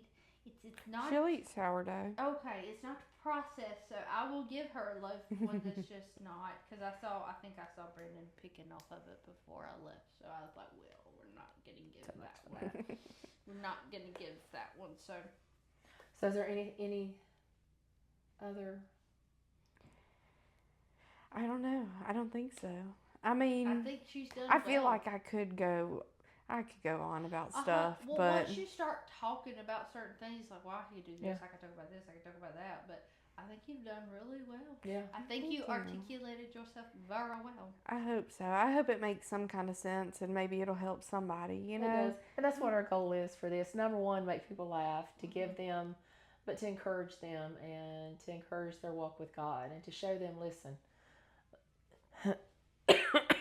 Well, listen. I'm trying not to cough into the microphone. I'm trying not to cough this way. No, I just saw you leaning back, and I heard listen, and there was nothing. I thought, please don't be falling. No. That would be a blooper. Oh my gosh. I'd be down here falling on the cup and you know the what's table. going to be bad, though? Elena's probably going to get to you first, because I'm just still going to be sitting. I just roll all over here on Alaina. That'd be all right. Come on. Your mama done fall all over me now. Again, even though we're not touchy, and she's still the better comforter than I am. Like, she's still she's still the better. No, Jill literally had a broom at work one day, and I was like, I don't know if I was having a bad day or what, and I cried over something. She literally got the broom and is going, there, there. I'm not good at it. I don't know what to do. I don't mean this in a I'm bad like, way. that's the laugh I needed. Thank you. But there would be, I don't mean this in any bad way, but customers would come in and be looking for, funeral stuff, and I'm like, oh, I'm not the person for this. I'm not the person for this. Oh, She has her daddy's demeanor when it comes to that. This may give someone a laugh or me. I'm not good at picking at people's death clothes, okay? I'm like, there's too much of, and then, you think of the funeral and people coming through and you talking to them and the hands, and it's like, oh, that's a lot. It's a lot of emotion at one time. It's just, I know that's bad, but at Nemo's... I can help them pick out their death clothes, but man, the people's literal casket clothes. Yeah. They're sitting there, but I didn't know it was their casket clothes till after. And they're like, this is what they're being buried in. I'm like, oh, I'm so sorry. Yeah, I mean, I can handle that, but I just don't like dead people. Yeah, you don't. I don't like dead people. I don't like anything dead. So what questions you got? Okay. So y'all ready for your... We have a game. We'll see how this goes. Dun, dun, dun. Okay. I'm going to ask you, then I'll ask her. What's the Wheel of Fortune theme song? I just hear the spinny thing go in my head, but it's the music at the beginning. I can't remember what it is. Sorry. Is it really going?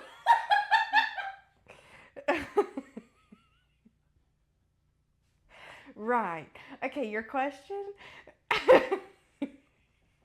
Okay. Y'all Google that if you're curious of what's going on in Jill's head. Okay. There. Let me get my broom. All right. If Alaina was an animal, what kind of animal would she be? That's not the question I expected. Okay.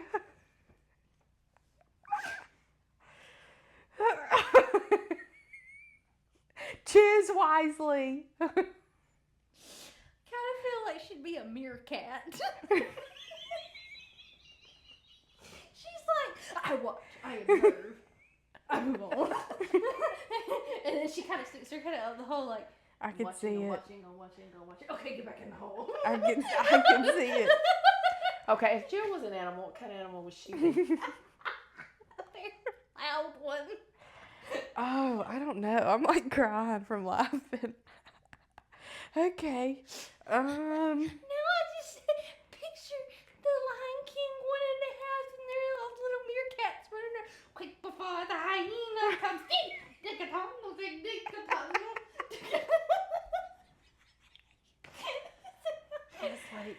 I don't know why, but an ostrich is the first thing that comes to mind.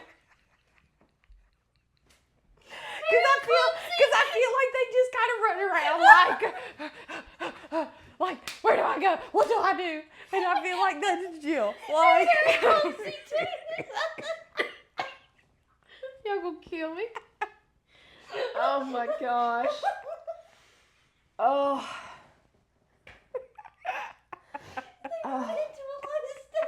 That was a good first question. Perfect. That was perfect. Okay. What is Alaina's biggest pet peeve? Oh dear. Oh. Where do we begin? Oh. Just one? What is her biggest pet peeve? Oh.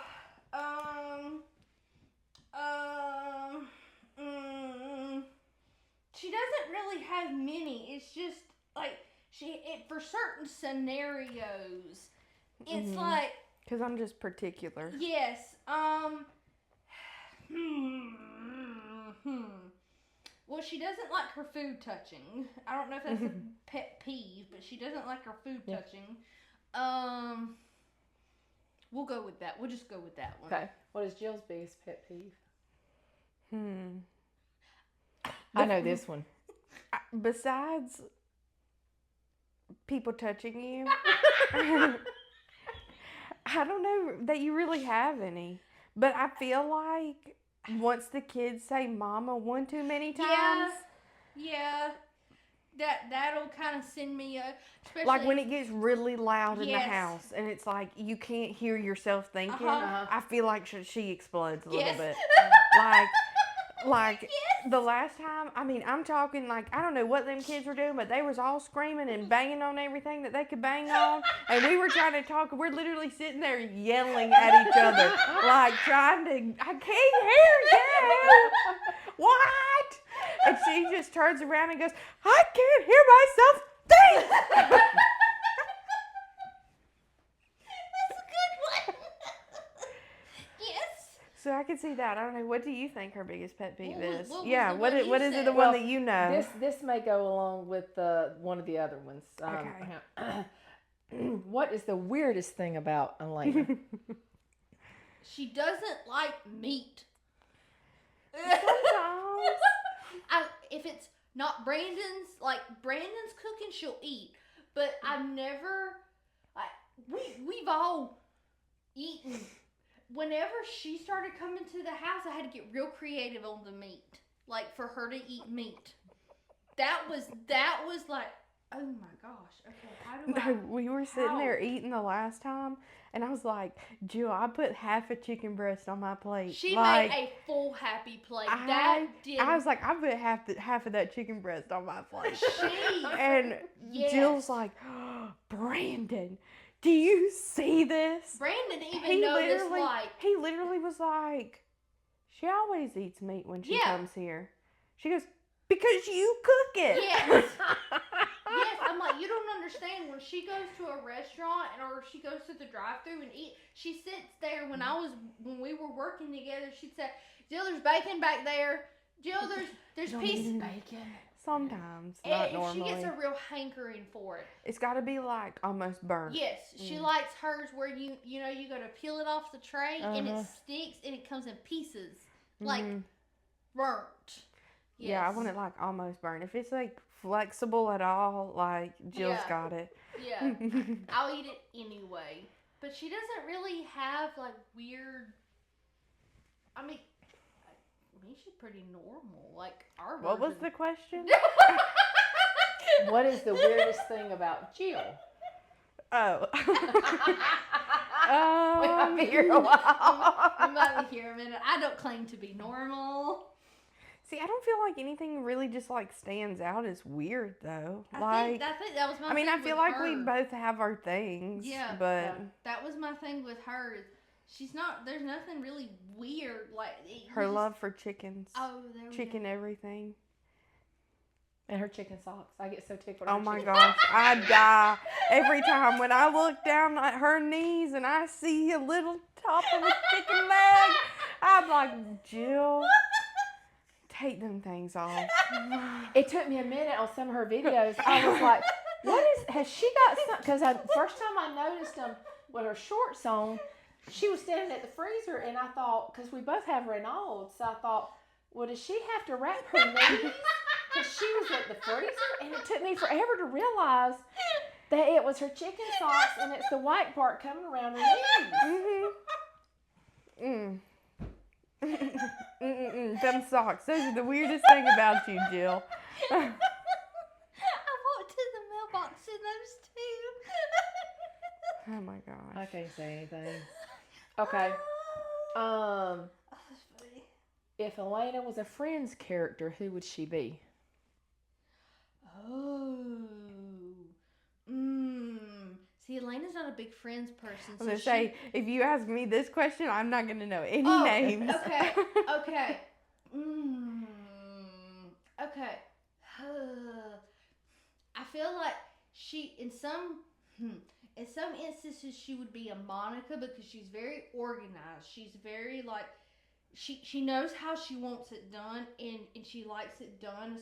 But as far as free-spirited, because she's very free-spirited, she's good to go with the flow. I feel like she's more like Rachel in that way. Now Phoebe, she told me Phoebe's my floopy. The word she uses is floopy. Yeah, me and she is my my character, like whatever. But so I feel like she's a toss-up.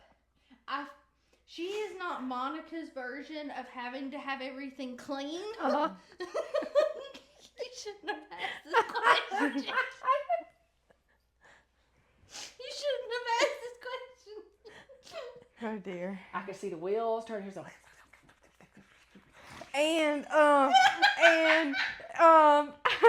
it's more mixture between Monica and Rachel. Yes, she's not the clean freak Monica is, but the organized part of yes. This is, I like it done this way. This is going to be this, that, but to just kind of go with the flow part, other part, Rachel. Okay. Have you ever watched a lot of cartoons? Do you know cartoon characters? Not really. I She's don't really not know a big like TV. characters in anything. What show have you watched? Or is there a movie character? I don't really know what movies you've watched either, though, because any movies I've asked, it's more of what she. I know more. I don't really. Yeah. If she was a Bible character, who would she be? I feel like that's a lot of pressure.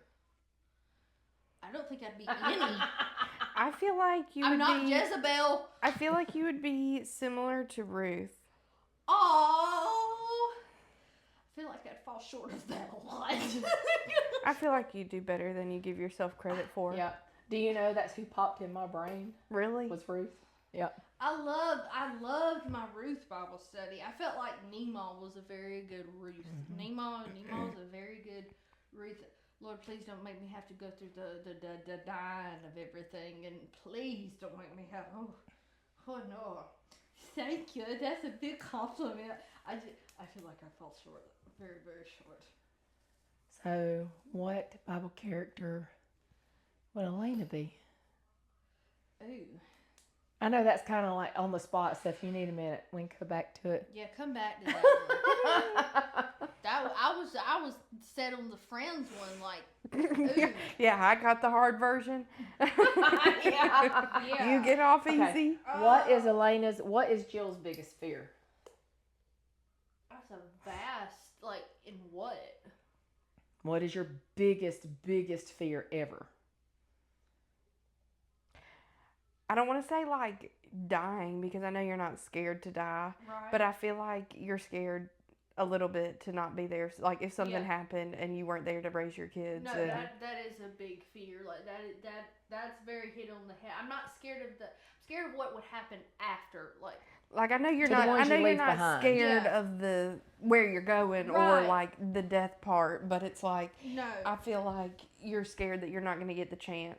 You know something could happen and you didn't get to do all you felt like you needed to do. Yes, that is very what's happening. This is not my night. Like, how does this happen? What's going on? Let me help you. What's going on? Does mommy need to fix it for you? Do you want me to help you? Okay. What is Alaina's biggest fear? Well, that on top of the Bible character, I feel like, you know, Esther went through a lot. Esther went through a lot, and then she came out as a person that you would strive to be. What are you looking at me like that for? What does this look like? Am I not making sense? Is it? I'm just curious to how long this episode's gonna be. I honestly see. Here we go with the yapping and letting time get away. Is it the hair?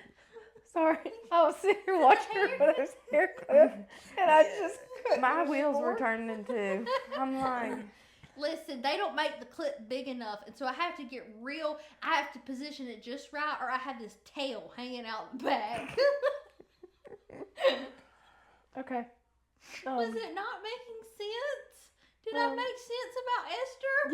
Yes, it was the hair clip. Okay, I was making sure. I was like, am I wrong? I thought VeggieTales, I've read Esther, but VeggieTales made it very clear, like, what Esther went. That's always what pops in my head. Did you ever watch the VeggieTales, Esther? Okay. I sat and watched it with y'all. Oh, okay. But I feel like Esther would be, because she went through a lot, and and at the end, you know, she comes out to be, whenever you get to heaven and you think about the people you would want to meet, I feel like, first I got some stuff to talk about with Adam and Eve, okay?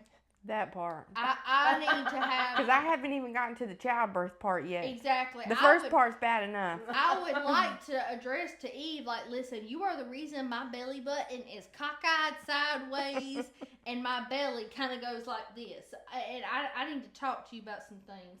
But also, I feel like I would like to just sit down with Ruth and Esther and also Mary, but Esther. My answer to that is Esther. But biggest fear, I feel like disappointing people. She is very scared. She doesn't want to disappoint anybody. But as far as life stuff, I feel like she's pretty good with heading stuff on. Like she wants to do it, she's gonna do it. She ain't really scared to do it. Disappointing people or yeah. What is Alaina's dream job? I wish you the best. Ooh. Well, we're currently entering schooling for that. Well, but I feel like if she could open her own business to pursue what would make her heart happy, whether she knows what that is or not yet, that would be her.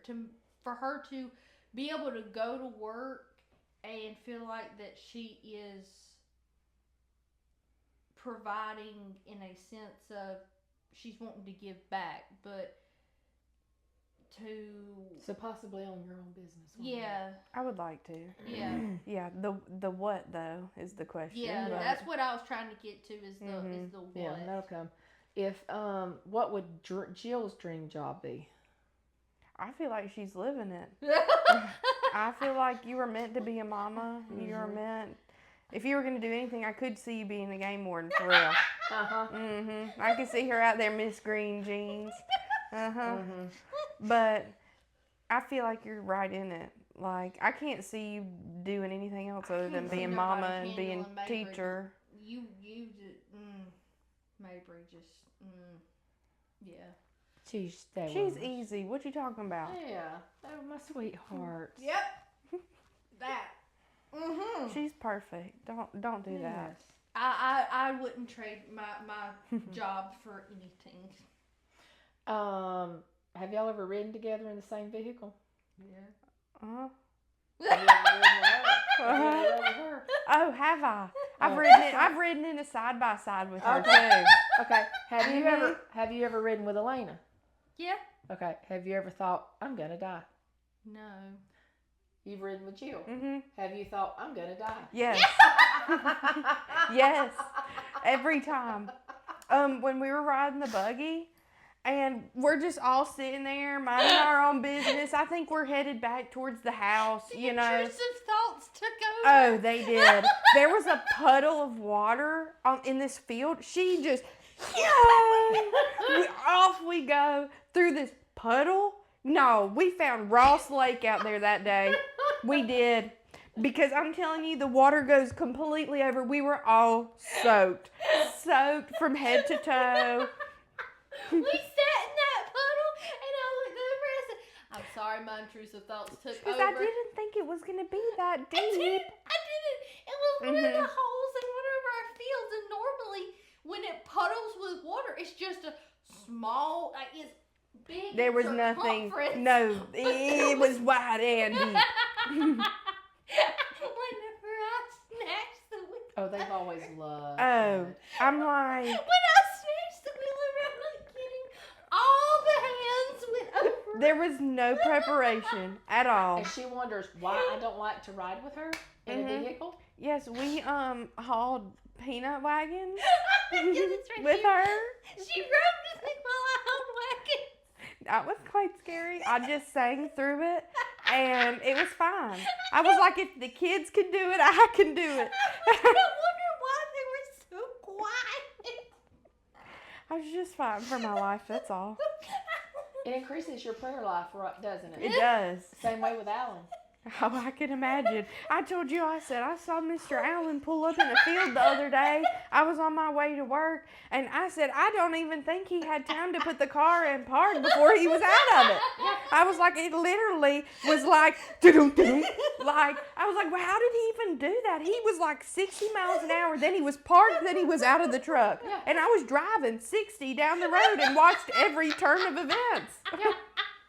Well, that's why he pulled up to Paul's the other day and stopped at the barn, and I asked Webb and Preston, I was like, what was that sound? He's like, oh, he put it in park before he stopped. I'm pretty sure that's what he did that time too. Yeah. And of course you see his truck. I told Jill, I said, now I know where you get it. Yeah. Mm-hmm. Yeah. Okay, let me see. Where you going? What is Alaina's favorite word or saying? And then I've got one more after this. Favorite saying is she takes a moment, she shakes her head and goes, right. What is Jill's? Has she got one? I feel like you do. I think mine's just, I have a lot of words or sayings, but it's different ones for different things. Randomness. Yes. Like, you just never know what she's going to say. Never. Yeah. Mm-mm. Okay, here's the last one. If y'all were stranded on a deserted island, who would be most likely to die first?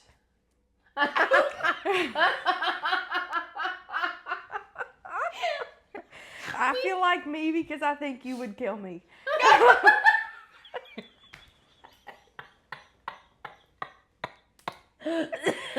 I think that we would get through one night and you would hear, there's a bug on me. One too many times, and you would have to get up and come get said bug that you would just take me out. I was going to say, she was going to kill me because I would probably say, I can't get no sleep. There ain't no bed around. I wouldn't be worried about the bugs. I'd be worried about she might kill me for my snoring though, because there's. Gosh. I'd just go to the other side of the island.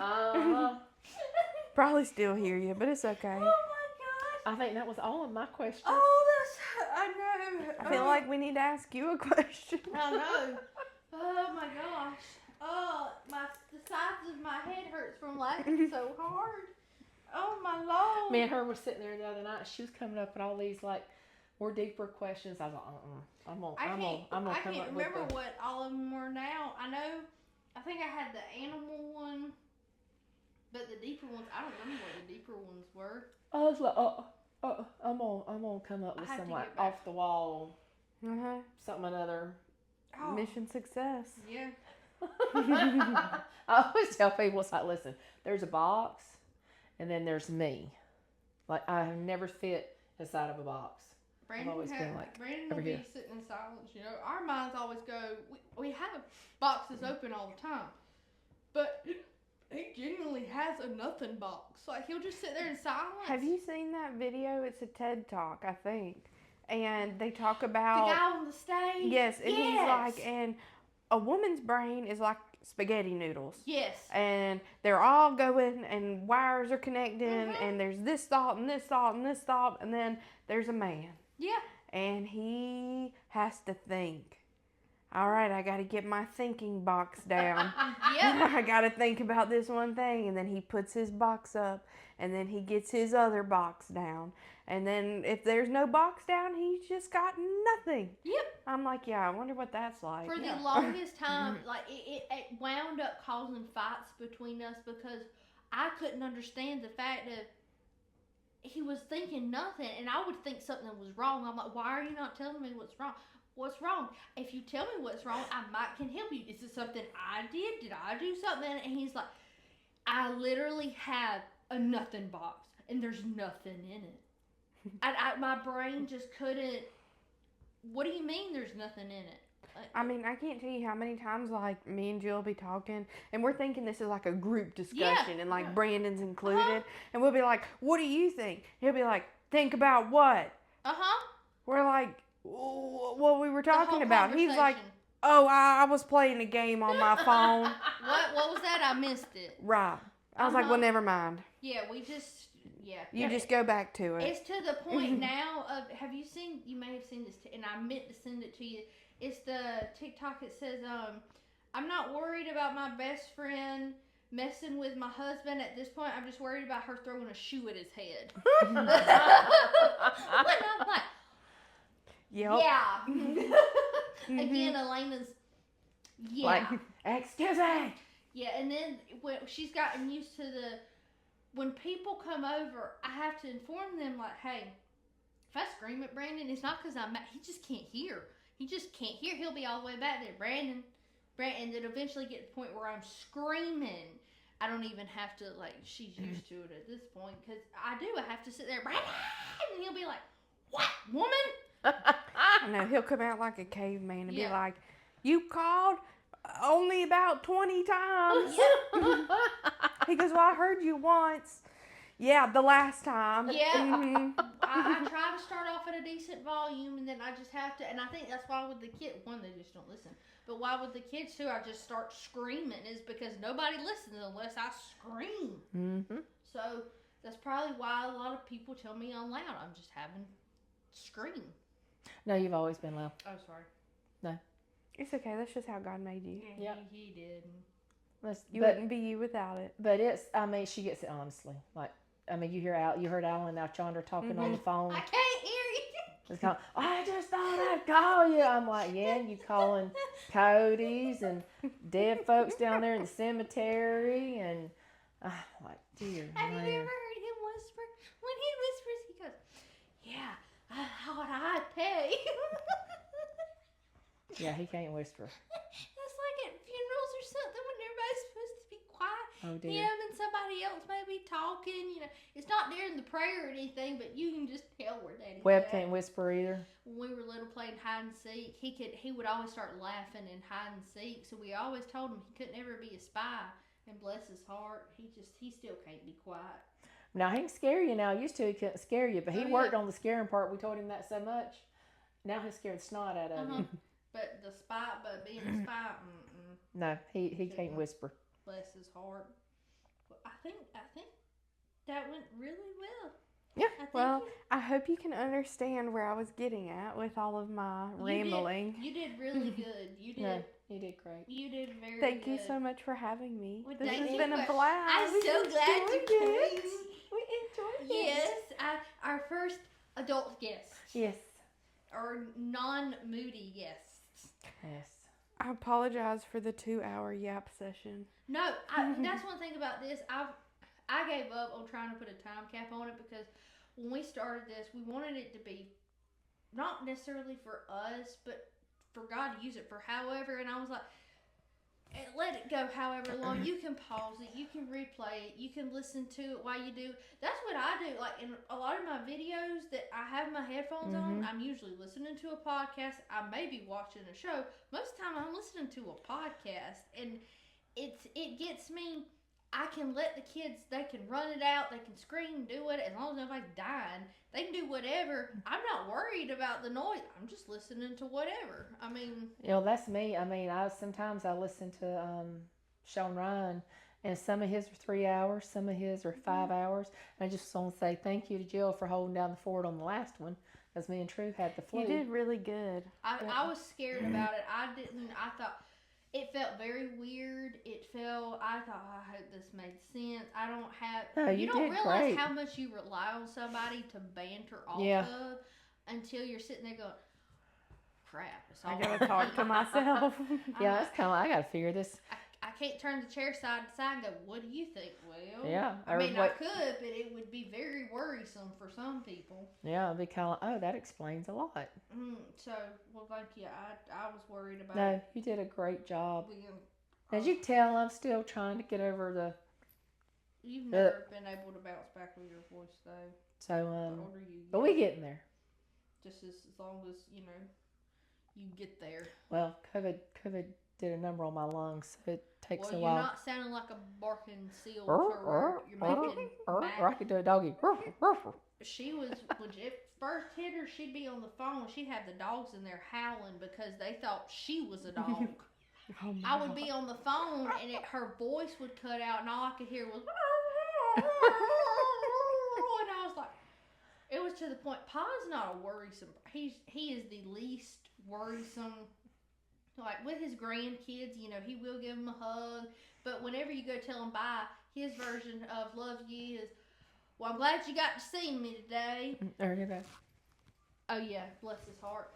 And he came to the house and he was picking up the trailer. He said, yeah, I talked to your mama. She sounded horrible. I was like, oh my gosh, it must be worse than I thought if Pa says it. He said, I even called her to see if she needed something. And I thought, oh gosh, she's dying. Like, I've not been talking to her, but Lord, has she not let on? And then he called back a couple more times and checked on me. This is hard. he was. I thought, oh dear. Yeah, he had me on the prayer list, and oh dear, he was worried. Well, Bless you know him. it's bad when she said Daddy left his door open one night and was trying to fix her chicken noodle soup. Dear night, Oh, Daddy dear. cooking. I mean, he'll make you some eggs, but that's. for him to leave his door open, and then so this chicken noodle, you said chicken noodle soup. Bless his That's heart. I thought maybe. Lord, is this it? But no, we really enjoyed it. I'm glad Thank you for I'm glad having you were our me. first adult guest. Thank you so much. It was an honor. I feel so blessed to be here. Something I thought about too is whenever, you're with your walker and we're getting to that stage, we have this to look back on and to watch, and hopefully for our kids to watch. And I can't wait till she has kids, because I can't wait for her kids to look at her with that pitiful face she makes with her little. I do not. it. She has this look of like, oh, when you have kids, and I've told her from the first. I said, I hope one day when you have kids, they look at you that way, and you just melt. So I can't. Sure. I will. I can't. Thank you for joining us in the purple room. Thank you so much for having me, and know that we love you and that Jesus loves you.